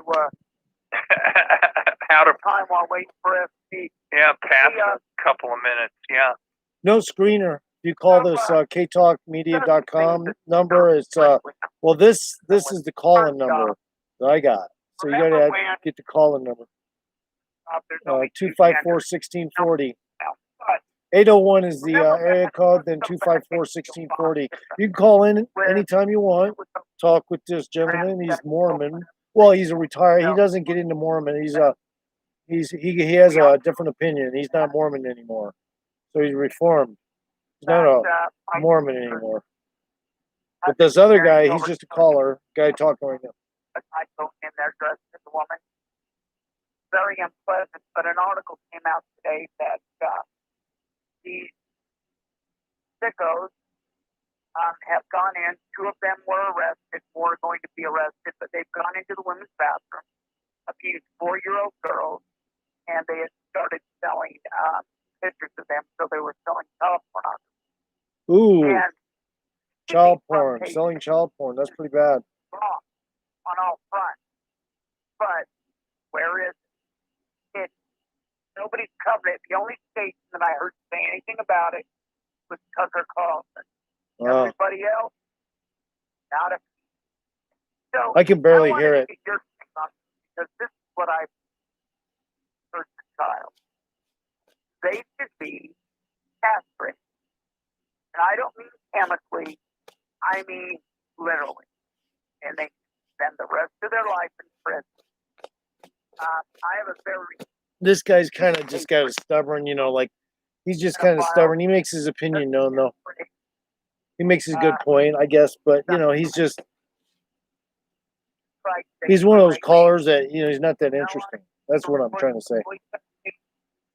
32 minutes. He bores the shit out of me, and I want this guy, the host, to hang up on him because I understand what your point is, dude. Move along to another subject or something. Come on. Well, I think I don't know that. He always goes ep. I don't know. He does that stuff a lot. He also says ep. Whenever instead of he goes ep. Going or et. One section to another sounds to me like a perpetrator who's found a way to use a disguise that puts them in a place where they can find victims. Which I sort of get that. I mean, I can. Oh, those but moths. I mean, what I mean keep is, my dog busy. I get that the laws that allow people now to go into any best. I don't know. Do you honestly know? I'm just confused. I'm tongue tied mentally, I guess, because. Oh, that's okay. I don't know. No, I don't know whether. I mean, if a transsexual comes into the men's room dressed as a woman and steps up to the urinal, I can see that. If a transsexual person goes in a female restroom, and I've cleaned a lot of them, they're usually are only stall. So in terms of doing their business, there isn't a common facility like in a men's room. There isn't a urinal or something, or row of urinals, or like there is at some of the sporting arenas, just a big kind of trench in the floor. But it's so in normal circumstances, if a transvestite goes in the woman's restroom, there's a privacy factor there that isn't in the men's restroom. So I could see why somebody who was dressed as a woman and wanted to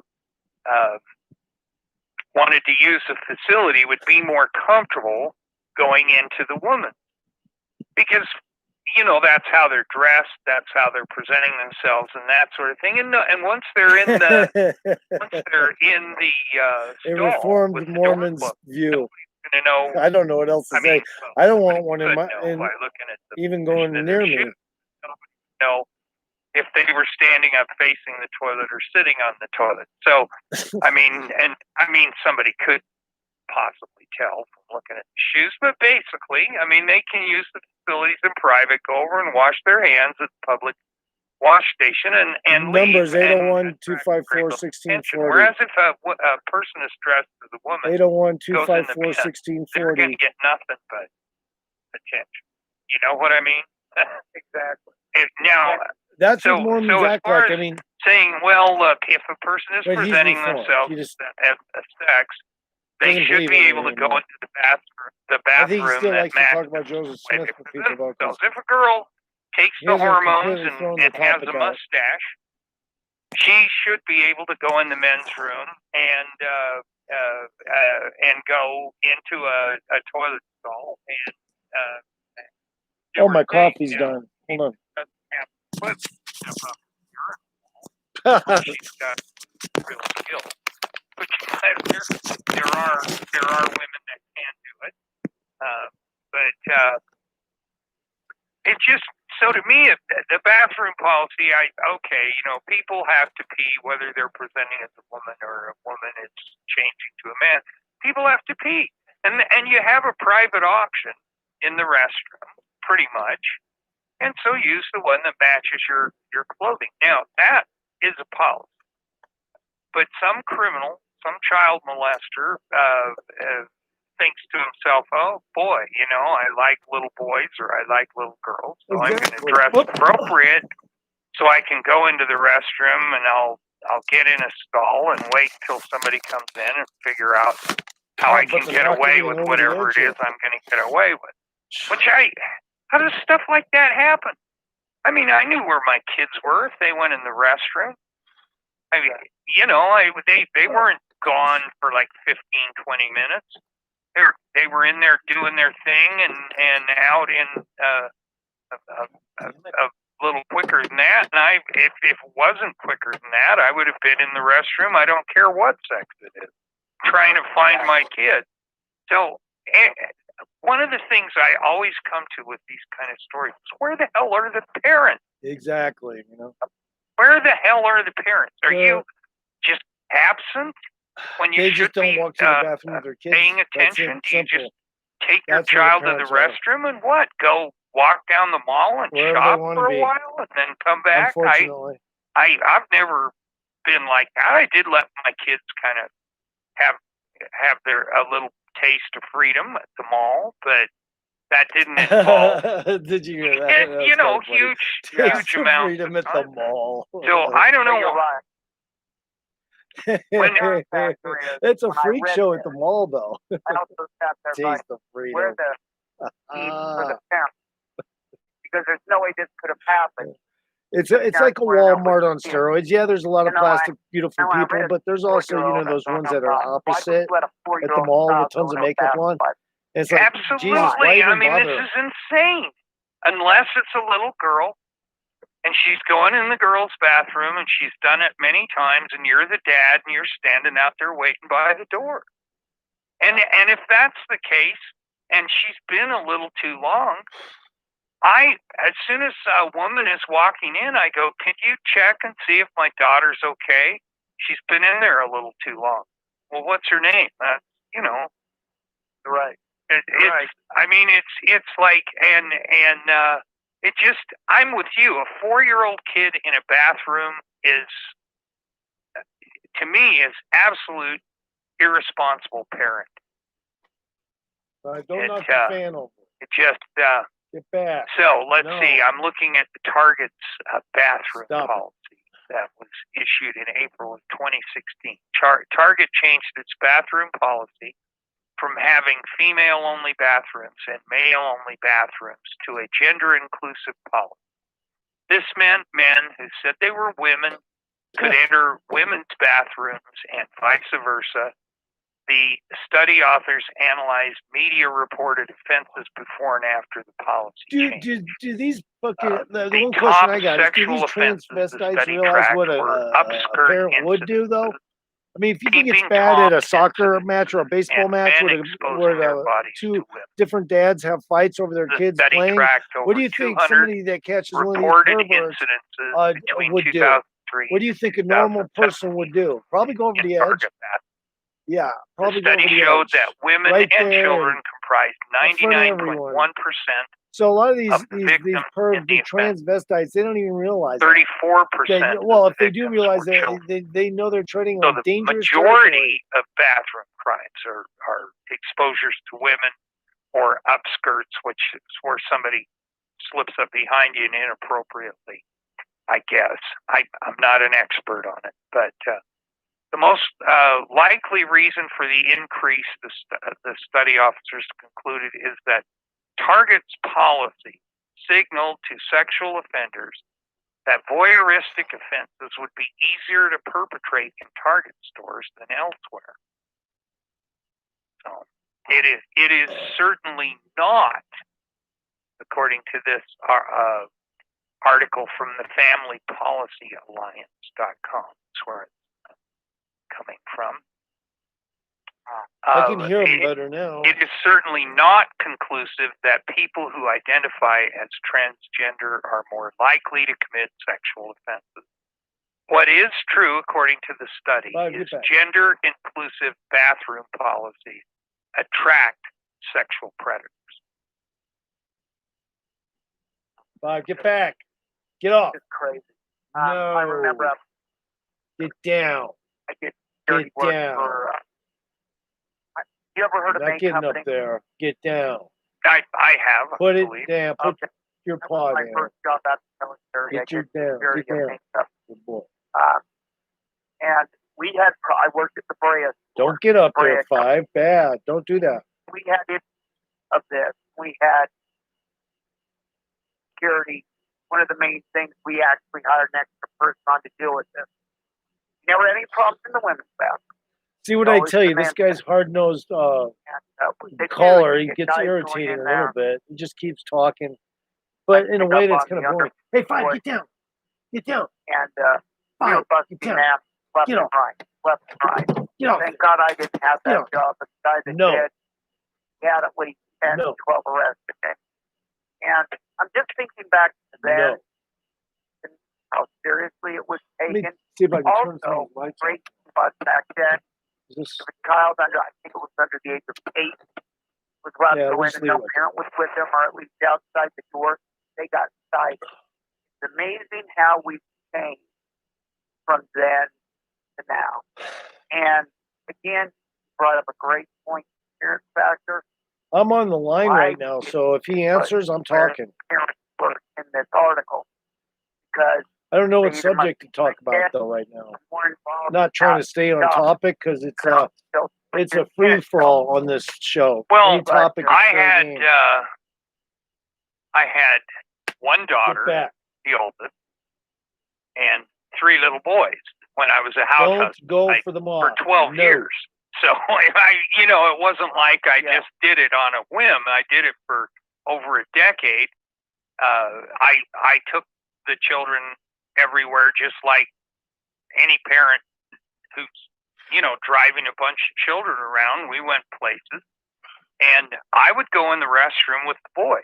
Because well, it just sounded funny that we're coming from his first voice. of all, they were younger. It just sounded funny coming and my from daughter his would voice. go in the restroom, and she'd come out, and we'd meet. Most of the restrooms are fairly close together. There are some theaters and complexes where the women's restroom I was in the gutter there for a split like second down because the I hall, and there's quite a bit I wasn't of keyed in with the separation. conversation, and But he said that. And it just sounded so it wasn't funny. possible. I apologize. But we'd go in the restroom, and the norm was that you detach yourself from my the daughter would conversation, be sometimes waiting that for happens. us near the entrance to the men's room because I'm in there making sure 3 little boys are washing their hands, and, taking care of it. And so the norm would be that she would be waiting for us outside when we came out. And if that ever wasn't the case, I've heard a chick tell me that he sounds kind of weird, it was I'm like, not going to go into that. What I'm saying is that parents makes me know their crack up kids. Parents are in charge of their kids. And if there's something that goes wrong with the kid, I don't blame society. However, these policies and a lot of other policies that have been instigated lately are just damn. I'm sorry, that was just bad manners on my part. They are I just creating went straight to the gutter. I forgot what he was for a split second what he was talking about. And he just said, "I'd like I don't to go in the see a lot of bathroom." this stuff, Yeah, even though some just, people I won't even go into it. Progress in the right I got direction. detached, and then the next thing I know, I'm cracking up. Oh my god, that was funny. I don't feel comfortable in a lot of places anymore that I used to feel comfortable. I mean, it's like it just I don't feel comfortable shopping anymore, but that's because of the mask thing. But I don't feel comfortable in certain restrooms anymore. And I certainly wouldn't feel comfortable if it was in the men's room up at the University of Utah and girls came in, started using the urinals. I mean, what are you supposed to do? Not notice? Well, you can't help but notice. What are you supposed to do? What do you do when your little boy? Usually, I don't care when someone's teaches using to use a the fucking urinal. restroom, What do you but, do when he hey, I looks guess over if and you goes, have that "Daddy, kind of personality, why is that woman in here?" And I mean, except if it's a transvestite, they're not paying swimming attention. pools and things like that. They'll pop right out with a, "Daddy, why does that man have boobs? Or why is that man wearing a bikini or something?" I mean, they look over there and it's pretty obviously a man, a size 14 foot. Five. What do you And want? it's like, dude, you're really not pulling the woman thing off here at the pool. And I mean, it's just. What should I talk about? So how do you explain that? When he answers How do you my tell phone a call. child? I've listened to fathers go, "Well, honey, it's actually that's a man, but he's decided to be a woman," and all of it's like, why does a little kid have to be given that kind of instruction in the world? It's like, there are so many things that people do. I just have no problem with them, Dave, as long as they keep it quiet and personal and private. I don't care. I mean, I don't care who you're kissing. I just don't want to see it. It kind of relates to the I don't current care topic, whether but it's not really. heterosexual or But same-sexual or I think a lot of people are way too erotic with their pets. I mean, it's like, excuse me, but would you please would you not French kiss your dog in front of me? I mean, this is really gross. I mean, there are a lot of things people do that I wish they wouldn't do in public. You can't unsee it. You know, it's like, I'm glad I've never seen that. I kiss my baby Tyson on the head.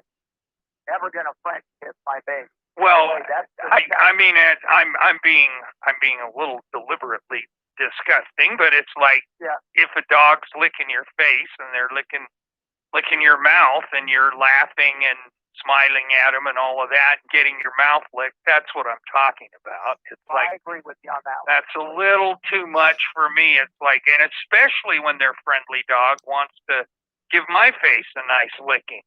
You know, it's like, please, no. When I was a little kid, I'll admit it, it's trauma.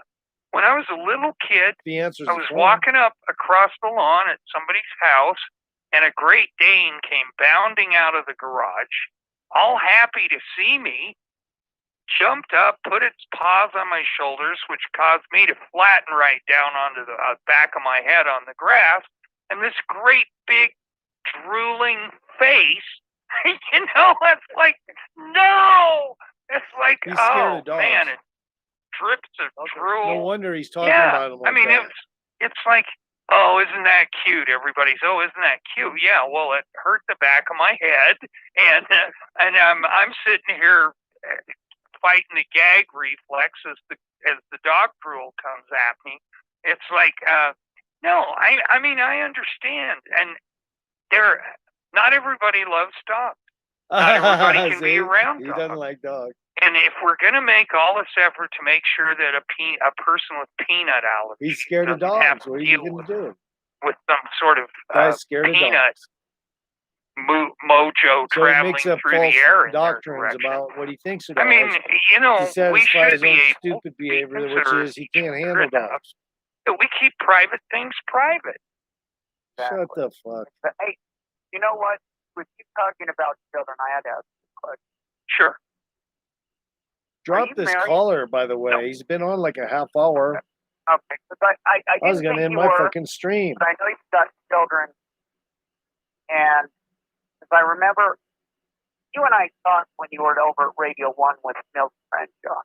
You and I had a nice long conversation, but probably forget about that. I remember you were dating a lot, and do you remember ever talking? Well, you're going to have to, you and I haven't, I'm going to have to see you face to face, then you'll probably remember, but you and I had a great conversation, and we were joking about dating, and you were dating a lot. And it's like, well, I probably was trying to, hoping to, maybe. Yes, and you and I were talking. It's like, I told you that I got married. Maybe I should talk about people who pick their butt or something. I don't know.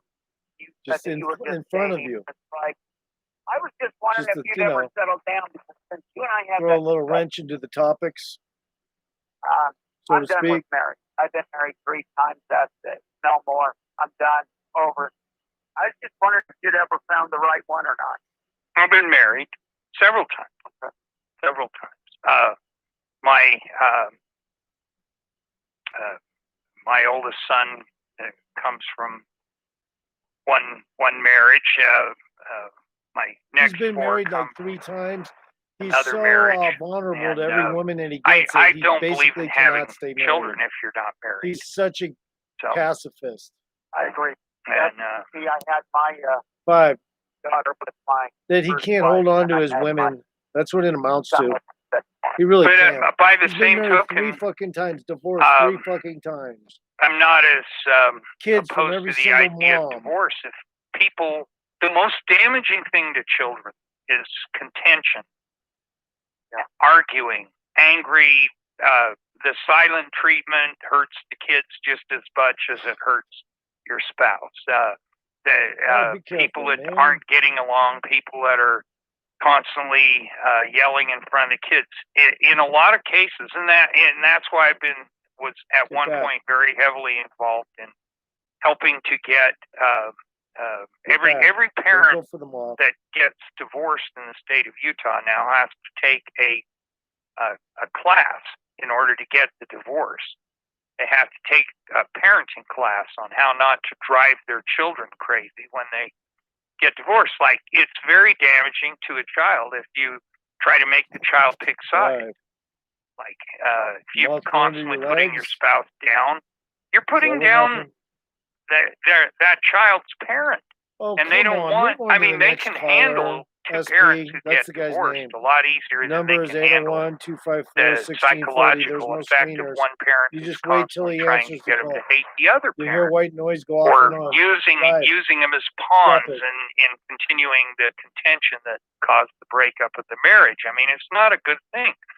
So there are a lot of things like that parents need to learn, that you've got to set aside your personal issues when you're with the kids. And if you two want to go out and have a fight, go do it over coffee. And when the kids aren't there, and it's actually, I might do I don't know how hypotheticals it is with now, him. but at He'll one let me point do it was that. actually a surprisingly Hypotheticals. pleasant course Yeah. for the people who took it alive. There's a lot of resentment from people Hypotheticals that can be had fun for children me, that, so I don't hang need to tight. take some poor If he answers, out of. if he ever hangs up on this call, And they'd come in, Bye, get and back. it's funny, most Get of the back. people that were really Get opposed back. to it came out of the course going, wow, that was a lot more fun than I thought it would be. And a lot of that was due to the people that were teaching.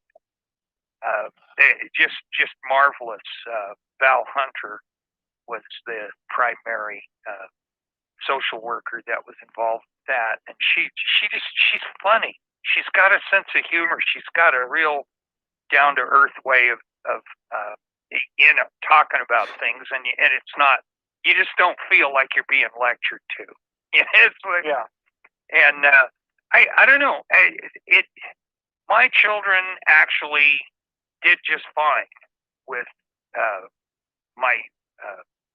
with the separation and the divorce and that sort of stuff. They kind of understood, except I did have, for a while, I had an ex primarily due to attorney pressure. It's like attorneys do not understand a friendly divorce. They don't understand this. They're all about contention. They're all about, you've got to fight for everything. You've got to turn that spouse that you're leaving into a bad person so that you can take them to the cleaners. And they just don't understand how to do it any other way, at least some attorneys. And there are some that are fantastic that really understand it and work it out. And they'll go into somebody that's being unreasonable and say, why are you demanding this? Or why are you demanding? Well, I was told that was standard procedure. Well, no, it's not. You two can get divorced. You don't have to hate each other. You don't have to be angry at each other. You can just say, we want to get a divorce in the modern world, and pretty much that's it. You don't have to prove anything. You don't have to. And so that's a lot of progress in the right direction that way, because that takes the stress and strain out of it. And it doesn't, you can get a divorce and still love your kids and still spend your time with your kids and be a part of their lives.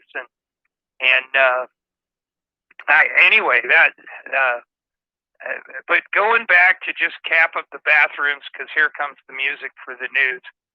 A perpetrator is looking for a crime, the opportunity. So he's going to make me wait through the news to and they'll get find on. whatever option gives That's them the what's up. best opportunity to satisfy their Anyway, criminal I'll wait. urge.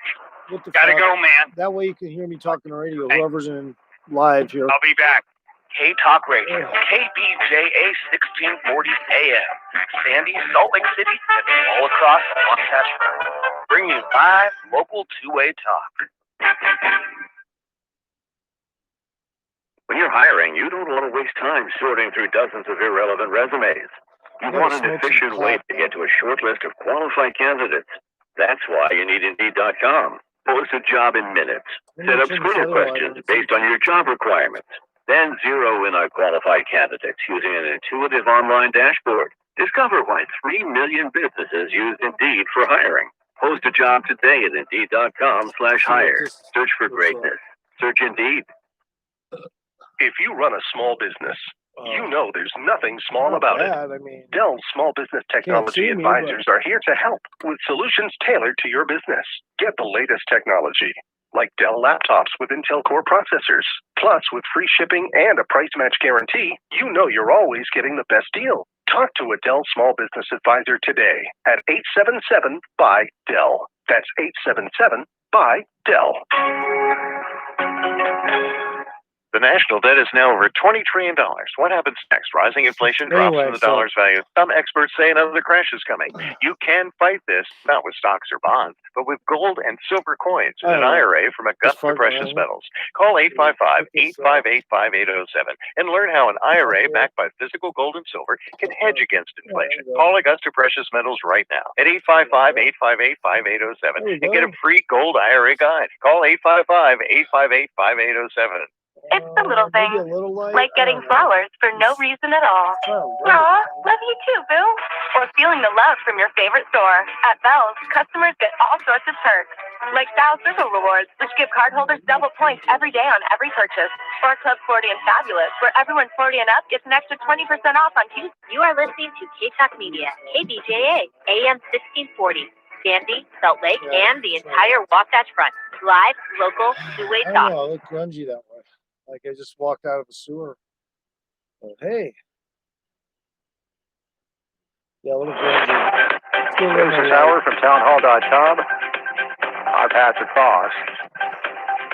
Vice President Mike Pence and Democratic Vice Presidential nominee Kamala Harris were stopping in Wisconsin Monday. Christ, I don't want to look that Pence in La grungy. Crosse and Harris in Milwaukee. The dual appearances by Pence and Harris come just days after President Trump and former Vice President Biden were in Kenosha 2 days apart.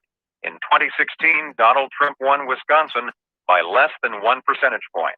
Greg Clugston, Washington. The Senate gets back to work Tuesday with a focus this week on confirming more of President Trump's judicial nominees. As the Senate returns from its August recess, it resumes consideration of the nomination of Brett Ludwig to be a U.S. District Judge for the Eastern District of Wisconsin.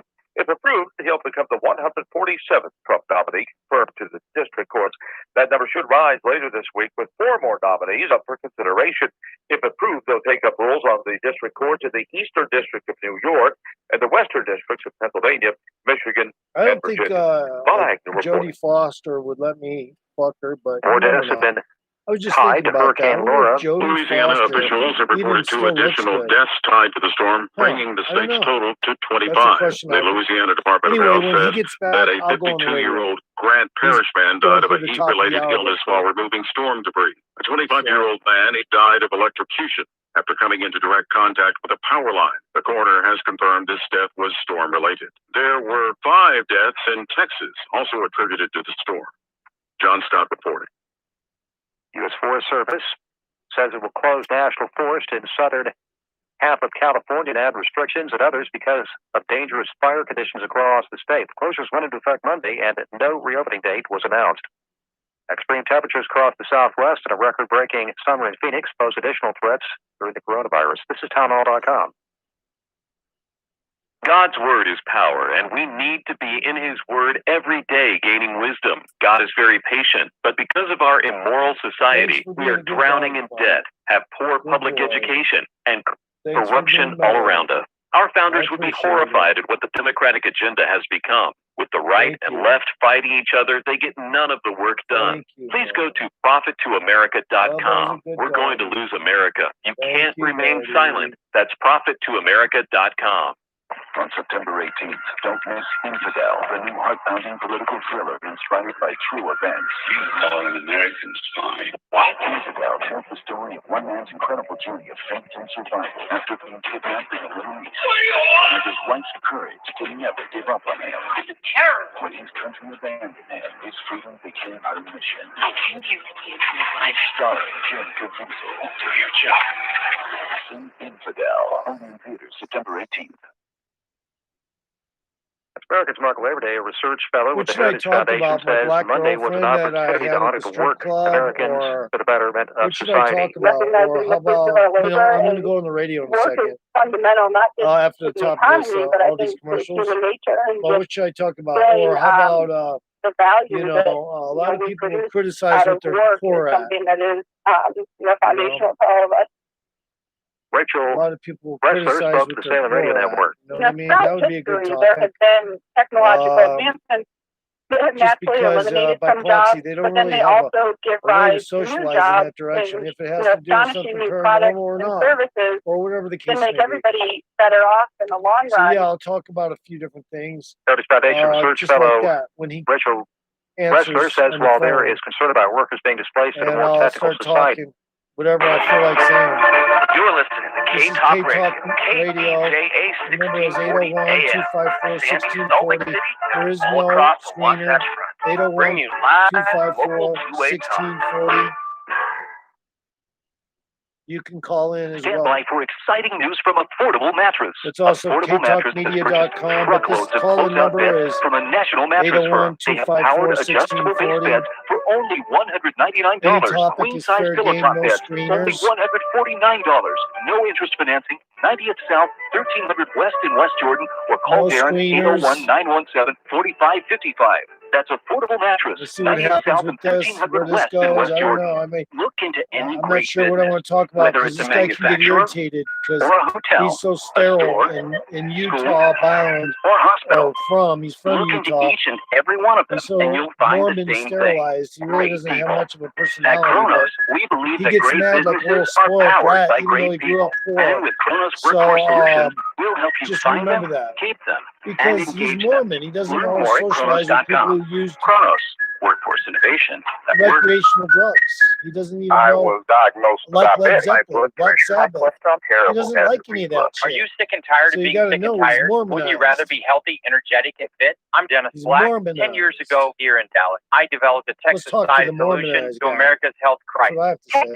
That's what we're gonna do. TexasSuperfood.com. I make Commercials my are almost Texas over. I'm superfood about from to go on in. 55 raw, vine-ripened fruits and vegetables. Let's Alfalfa get leaf, ready. I don't know aloe what I'm gonna vera, talk about. apples, Maybe asparagus, raspberry, spinach, how all of the nutrients. You know, it's how been I've done some barely pretty. a I've been week, in rough and already situations. Yeah, my let's skin talk is about that. better. I lost Let's 60 talk about pounds. the rough I mean, that's situations huge. I've been Since in. I've been on superfood, I haven't been. Of people take my Texas Why superfood not? every day. Why not? Join us on Just, TexasSuperfood.com. I've had a few fights. I've done this. I've done Or call that. 877-55 I'm street Texas. smart as a result. 877-55 Things like that. Texas. Then I had a black girlfriend in a strip club. Or TexasSuperfood.com. It is the best way to end the day. Put some SP Romney in your ear. I get to push buttons, sometimes for incredibly patient people. Thank you for hanging on. You are on K-Talk. Hey, what up? What up? Can you hear me? I can. Awesome, man. I don't know. Sometimes I have my Bluetooth on. You know how it is. Yeah. No, What I you can been hear up- you fine. What you been up to? Hey, look, I've never asked you this. Have you ever been tempted to go out with a black girl? I have. Oh, okay. Did you, or did you just pass, or? I've had a couple opportunities. My 4 of my children are mixed race. Oh, yeah. Well, I know that, but they're Mexican. Yeah, well, I'm talking Venezuela. about blacks. I know that's I've been out with. I'm pretty open-minded.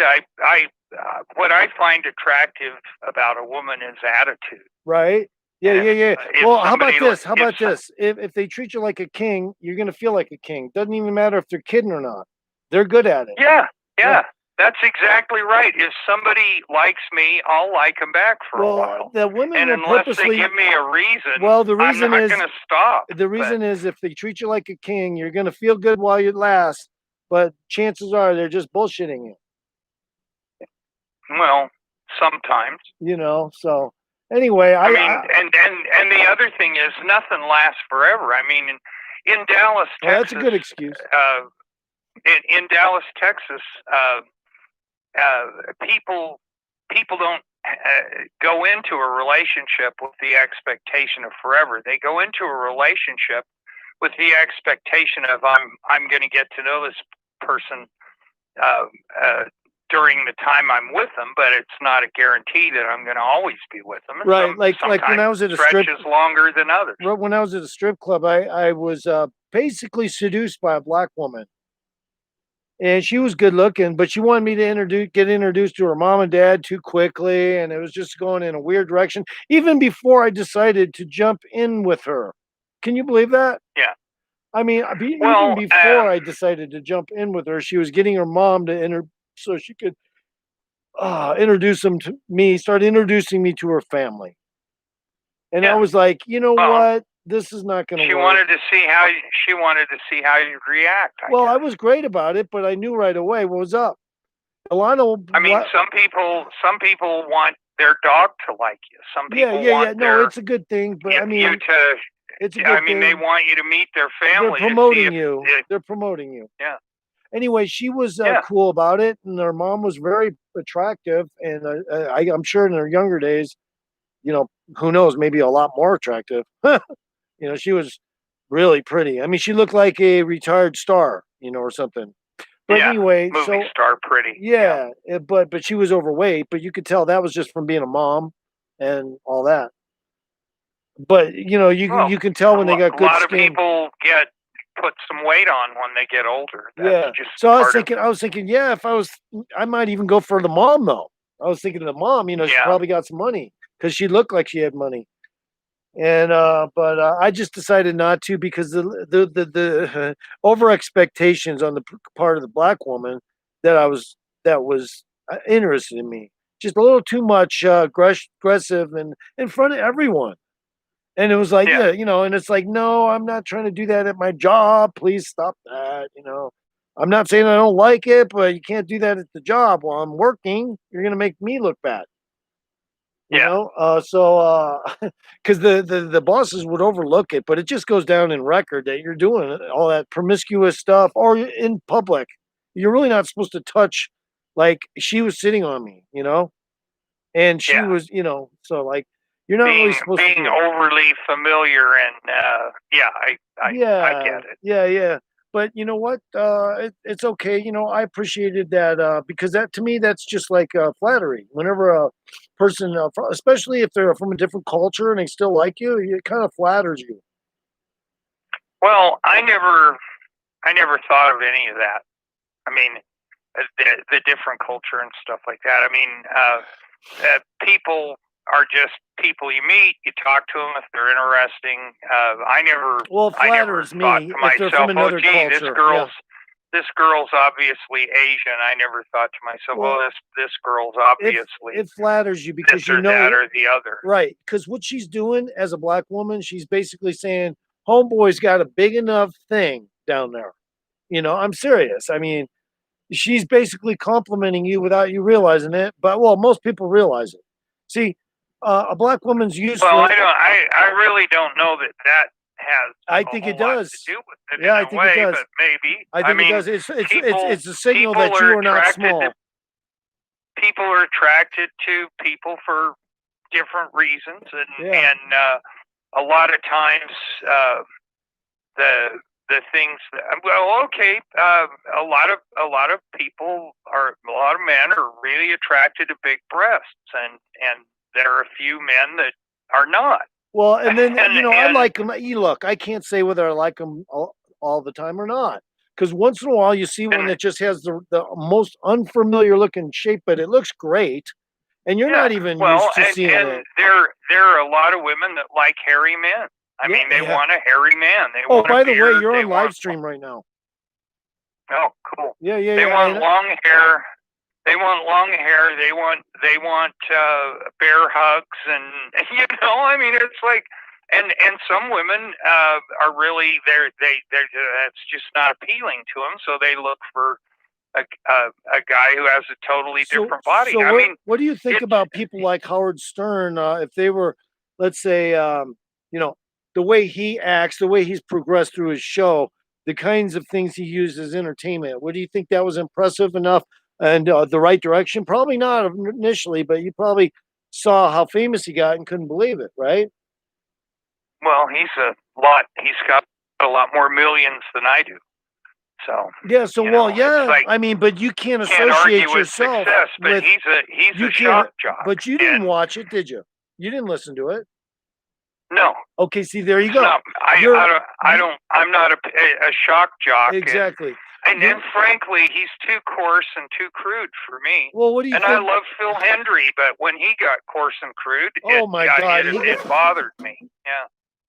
I mean, there are a lot of people he got close and crude really early. Actually, Phil Hendry always did crude. Yeah. He rarely did any long, elongated, clean acts. As a matter of fact, some of his crude stuff, even though it was horribly crude, it still cracked me up. And I thought to myself, well, he's making me laugh at something that's absolute insanity. I need to turn it just based on that. But yeah, well, I mean, shock jocks do the same thing. They want to catch your attention with something that first of all, you're amazed that it's being talked about on radio, and second, I mean, Joe Rogan, his podcast, wildly successful, and basically, what is it? Well, Joe gets stoned with famous people and talks. And look. I like your style because you're from a Mormon background. There's no way you can interrupt that. It's already programmed in you from birth. So, but nonetheless, you got to admit, there's a lot of stuff that goes under the radar on you. I mean, look, you didn't like Led Zeppelin, you didn't like Black Sabbath, and I honestly didn't really care too much for Black Sabbath. Just some of it I liked. But nonetheless, a lot of this music didn't necessarily go in under that whole genre. I didn't like heavy metal. Deep I don't Purple, like punk rock. Deep Purple. Well, everybody has a couple of songs. Okay, so I'm guessing okay. that you would like John Denver way better than any of those bands. I never really liked John Denver very much. Well, okay, thank you for that at least. Let's go on. Yeah. This is getting great. But by the same token, I never liked Frank Sinatra either. Well, kind of seriously, it's weird. I don't know why, but for some reason, I kind of like Frank once in a while. I'm not gonna lie. I ain't gonna lie. I like. Yeah, well, some people do. I'm just saying everybody has musical tastes. I like the association. I like the British bands. I like the Stones. I like the Beatles. I like the Dave Clark Five. You listen to some strange off stuff too. When I say strange off stuff, Dave Clark show. I don't know who that is. I don't even Dave Clarkson. I don't know who you're talking about. I have no idea. Well, Dave Matthews. There are a bunch of people that I like. Oh my God, these people, are they from Utah? List. I mean, seriously, are they from Utah? No, mostly they're British. Okay. Well, all right, so I get some of my favorites were Leonard Cohen. All right. I don't know if you know who he is. No, He's but Canadian. You probably like the Beatles to some degree, right? I loved them. Okay, well there you go. You're hip to the whole European invasion or the British invasion. I liked it. I like the beat. I like the lyrics. I like to dance to it. Well, for God's sakes, all those other bands I mentioned kind of evoluted from all that. Yeah, but they're loud, screaming guitars. What about yelling? Cream? You can't hear the lyrics. Your eardrums explode. What about Cream? Woodstock. Oh, I liked Cream. I don't even like Cream, man. Shit. All right. Well, I like Eric. Any group that had Eric Clapton in is fine with me. Yeah, actually, I did like Eric Clapton, but not so much in Cream. Well, I liked them all. I like Blind Faith. I just don't like the loud screaming rock and roll. I don't either. I don't like heavy metal, for instance. I'm in total agreement with you there. I have an itch once in a while to hear what I call quality punk rock. I don't think you would know what that is, but you do know what punk rock is, and you don't like it in general. But yeah, I mean, did you like Prodigy? They had a couple good hits back in the day. Never even heard of them. They had a black singer with like tattoos on his face. They used to be on MTV. The other guy had like a weird mohawk on two different sides of his head that was blonde. No. And he had black stuff painted around his eyes. I wouldn't go for that. Well, sounds way too. Well, it wasn't punk, but it was more of an electronic. It was stiff and it was hard not to receive that it was at least a decent beat song and whatnot. And those guys fell out of composure. Basically, it's really simple, Tony. I like songs I can whistle the melody. Well, yeah, but what you consider a melody is extremely sterile, is what I'm saying. Now you're getting a little fuzzy, but I don't. I'm talking about your sound. Yeah, how about now? But, oh yeah, that helped. But I like melodies. I like to hear the words. I don't like to have my eardrums ringing after a concert. Well, no one does. Actually, sometimes the music setups are so loud anyway. It doesn't matter who's playing there. It'll hurt your ears. I went to a Tom Waits concert, and it was Leon Redbone was the warm up. That's who I wanted to see, and then Tom Waits came on, and by the time he was finishing his first number, 2/3 of the audience had gotten up and left the hall. It was just too loud. The other third were right down by the stage, waving their hands in the air. Yeah. There are people that love it. They love the volume. Well, for instance, here's my example. Like me, I think for me to like have a need to ever in any way, shape, or form go to, let's say, Branson, Missouri, would be so hilarious. It would be like the most unlikely thing or place I could ever go. Yet if you were to go there, I'm guessing you would like probably a lot. You'd probably get entertained as well. And it may not be your exact target of musicians you like, but it would be close enough for you anyway, right? Well, I'm sure. Sure, it would depend on who was playing. Well, yeah. I mean, even if it was Boxcar Willie, you'd probably like it. Come on, I like Boxcar Willie though. I don't know. Branson doesn't just jump out at me. He's dead now, but yeah. Where I'd want to go, but it's like I don't know who. We have a great hall here in Wendover, Nevada. Yeah. Do you have any top floor halls like on buildings? Because I know you guys got a few buildings in Salt Lake City. Any top building halls? Halls to play in the top of any buildings? No. Oh, okay. I love those kind. Man, those are I love friggin' rooftops cool. and things like that. There are a couple of small 2-story bars that have a rooftop beer garden. Well, that's not the same, but it's close. But I mean, yeah, lofted halls are really cool. I think Ontario or something, or Toronto has something like that. Their hall is like super tall, way up in the top. Yeah, I think that'd be a good feature for you guys if you had something like that. And of course, you probably couldn't even get something like that passed. Where do you go for concerts? Well, we have a couple of places. And you're not going to mention Sugar House. Sugar House doesn't have a hall, does it? No. Okay. There's a hall up at the University of Utah called Kingsbury Hall. It's very ornate, seats a decent amount of people, and there are a lot of entertainers that used to come there. Yeah. There we have the big arena where all the big name acts come, and so when you say arena, are you talking a girdered tops and hockey kind of place? Well, it's the basketball arena, and they do have a lot of concerts. Actually, the hockey arena. What do you think of the acoustics in there? Well, it was designed for concerts. Okay. It's one of the better venues for music because it was designed for music. Let me ask you this: since you design wooden frame thingies and whatnot, and all kinds of different odd things, have you ever built some of these speakers for them? No. I really haven't built many speakers, and I don't know a whole lot about sound. Well, gee whiz, I mean, you've been to a concert where the giant PA speaker was sitting there. You could take one look at it and know exactly what was up, right? No. What? Oh my God. I knew a guy who snuck into Blue Oyster Cult inside the PA speakers to get into the concert. And he couldn't even come out when they plugged it in, and they literally blasted his ears out and he said he was deaf for like 2 weeks after that. He had to get out after they did that, though. I mean, because his ears couldn't handle. I can easily see how that could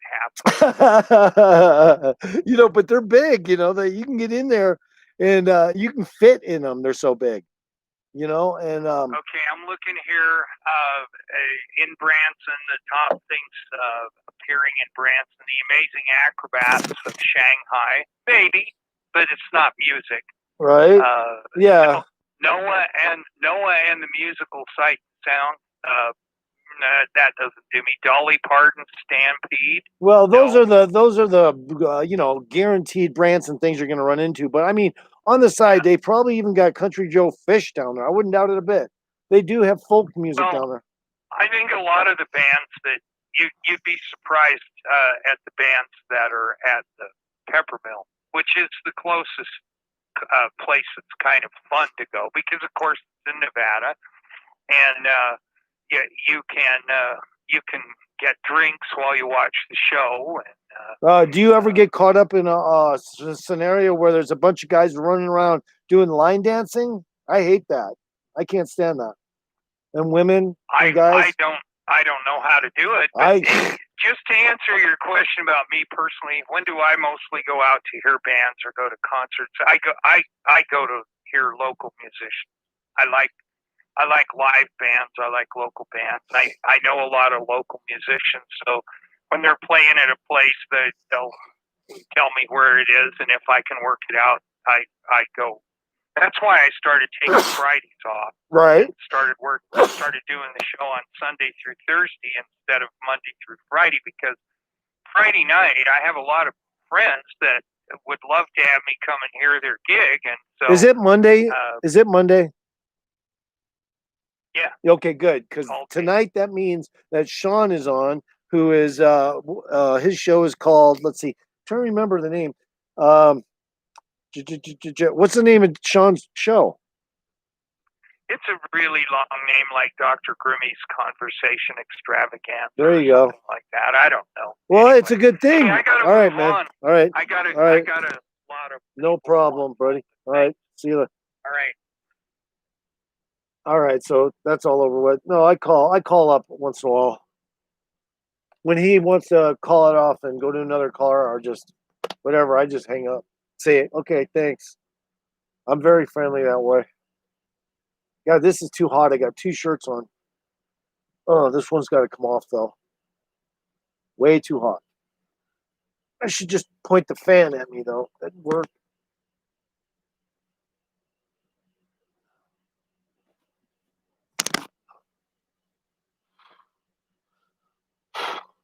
Damn, it's hot. Yeah, I got to point the fan at me, man. Jesus Christ. It's hot, right?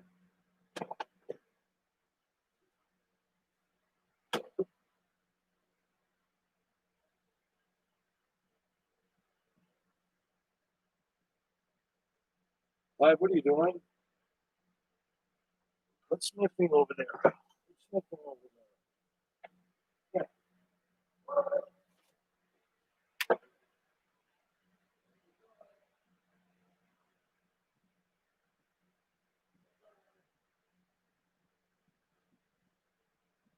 Holy shit. Anyway, cheers, whoever the fuck is watching. I don't give a fuck.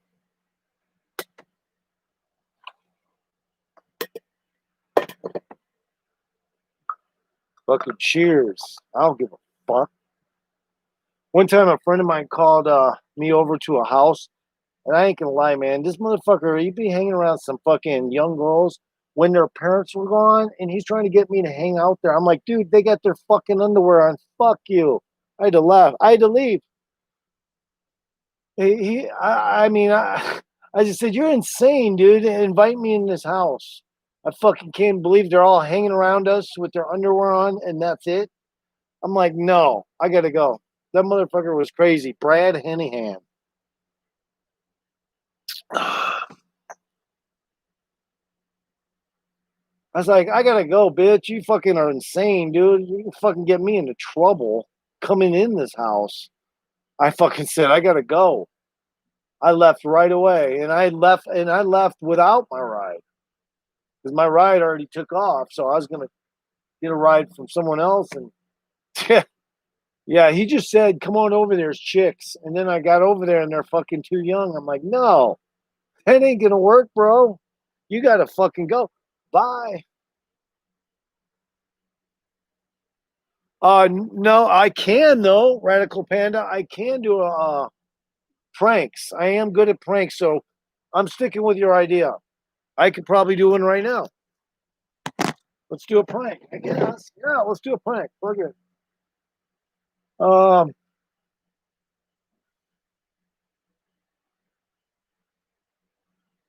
Fine. Let's find a good place to call, though.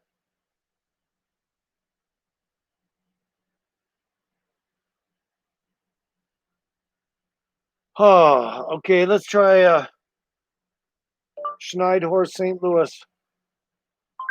No, I said Schneidhorst. Schneidhorst, St. Louis. That didn't work either. No, I didn't say that. It's Schneid. Fuck. I can't let you guys know when I'm looking up either, so I gotta stop that. Let me find a place to look up.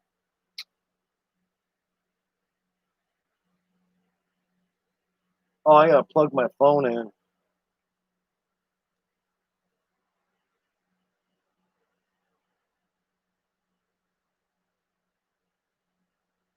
I'll just tell you, it might be a fast food restaurant. Yeah. What's that one in North Hollywood called? I could call that one.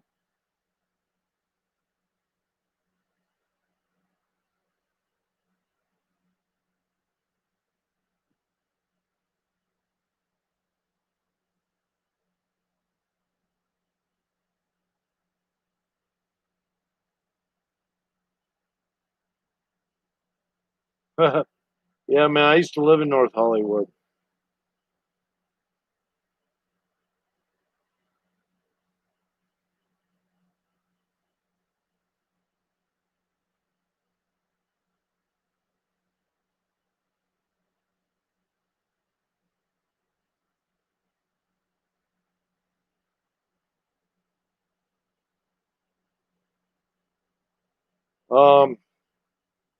Who am I going to call, though?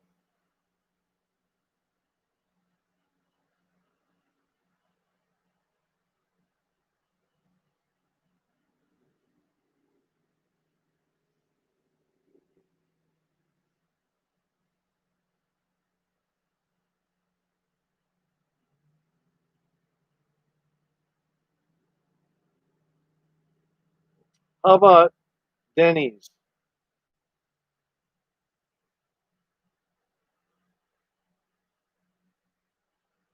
In a mysterious location in Southern California. Denny's. We'll call Denny's.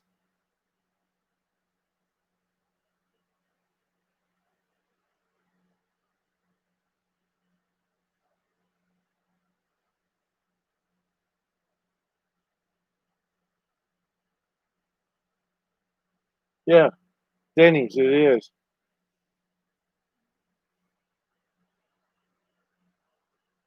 Let's see. What should the prank be, though? Let's see.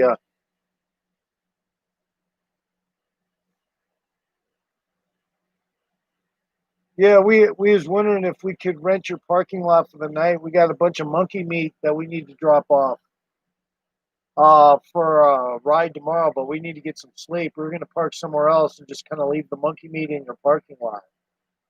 Well, the guy's already on his way, type of deal, you know? What do you mean he's already on? No, you can't do that, sir. Yeah, well, I'm sorry, but we lost cell signals. He's got Verizon and I got T-Mobile.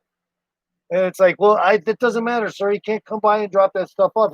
Well, I said, that I'm sure that they'll let us, kind of shit. You know what I mean? Just kind of like keep pressuring, like, yeah, well, all right, let's try that. No, not monkey meat. We'll do something else.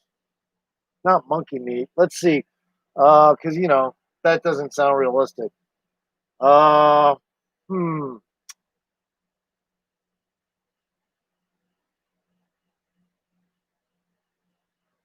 Oh, okay, I got it. We're gonna set up a little outdoor thing with a roof, and if it's okay with you, we're just gonna ask people if they want to get inoculated for the coronavirus.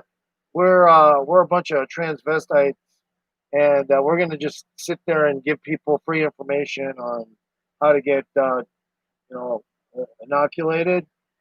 Yeah, I'm just saying, would that be a good one? No. Yeah, we call ourselves the Transvestite Syndicate, and we're just gonna try to help people and make sure everybody's safe. You don't mind, do you? Well, we're already there in the parking lot, type of deal. I don't know. We'll figure it out. Let's see. What should I talk about? Oh, we got a pit bull running around your building, and we're afraid it's gonna kill someone. But we had to go close the door to our house because somebody opened it and left it open. So we'll be back to pick up the pit bull. In the meantime, watch out because it's gonna tear somebody's leg off. Type of shit. How about that? Does that sound better? Yeah, that sounds better. Something like that. Well, yeah, I think we'll do that.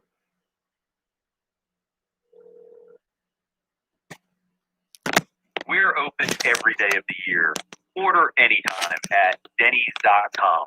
To place it to go order by phone or pickup, please press 1. To speak to a Denny's team member, please press 2. To repeat these options, please press 3.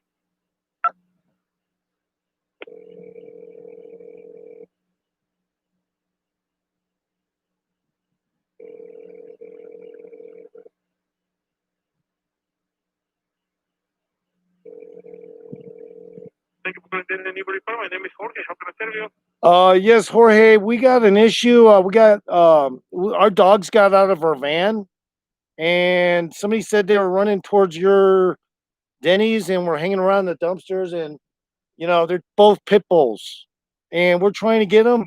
So we're hoping that you can kind of keep an eye out. And right now we're worried because they've already attacked 2 people, and they're in the ambulance. Yes. But make sure you come on 8 to 5 because I don't know where the dog is.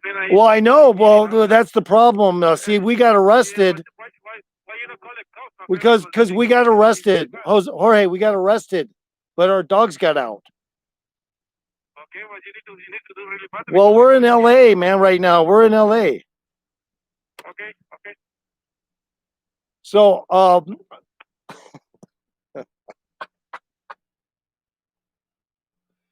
hey, Radical Panda, what's with the fucking pig? That's funny.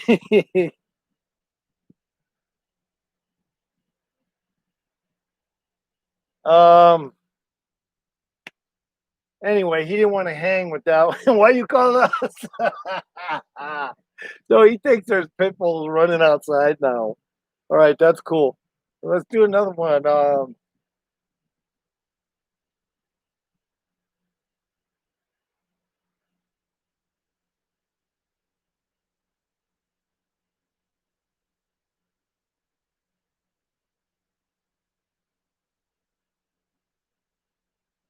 I'm gonna see if I can call the St. Louis Arch Security.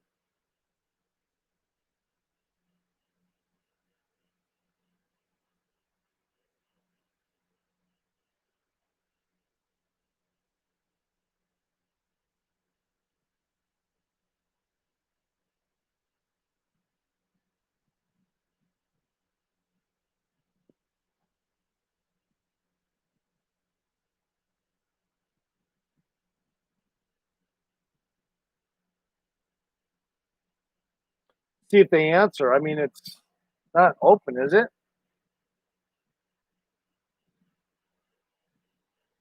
I don't know if this is security or not. I don't know if this is security or not. Courthouse will open and the Gateway Arch will open at 11 a.m. For more information or to purchase tickets, please visit gatewayarch.com. Sorry, Gateway Arch Riverfront is not available. Ah, doggone it. Maybe the COVID shut it down. Okay, I'm getting boring. Now I got to find something. How about a Chinese restaurant? Hold on, let's try that. And we'll just talk about how it tasted a lot. Because I'm from Vietnam. I know what cat tastes like, type of deal.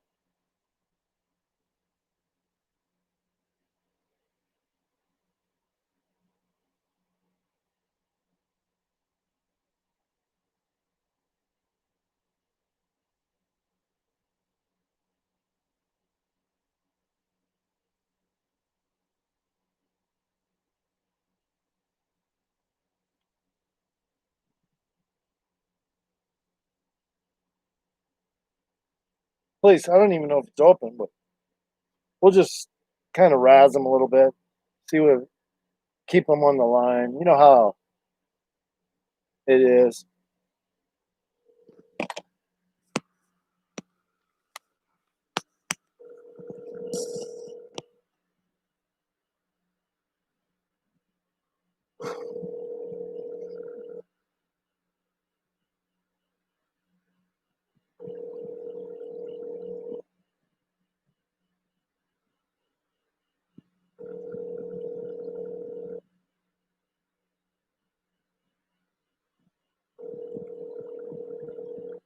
Maybe they're not open. Stop that one. Try another one.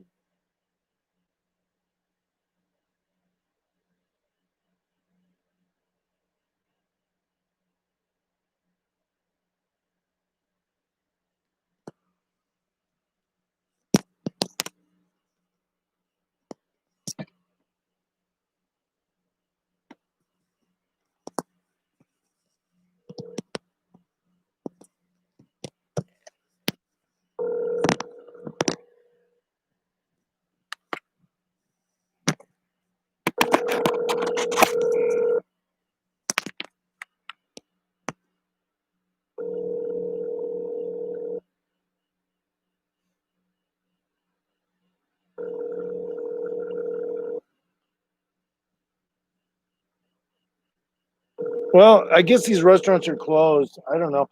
This live stream's been going on a long time, guys. I don't know. I'll do prank calls next time. It's too late at night, so. But thanks for the suggestion, Panda.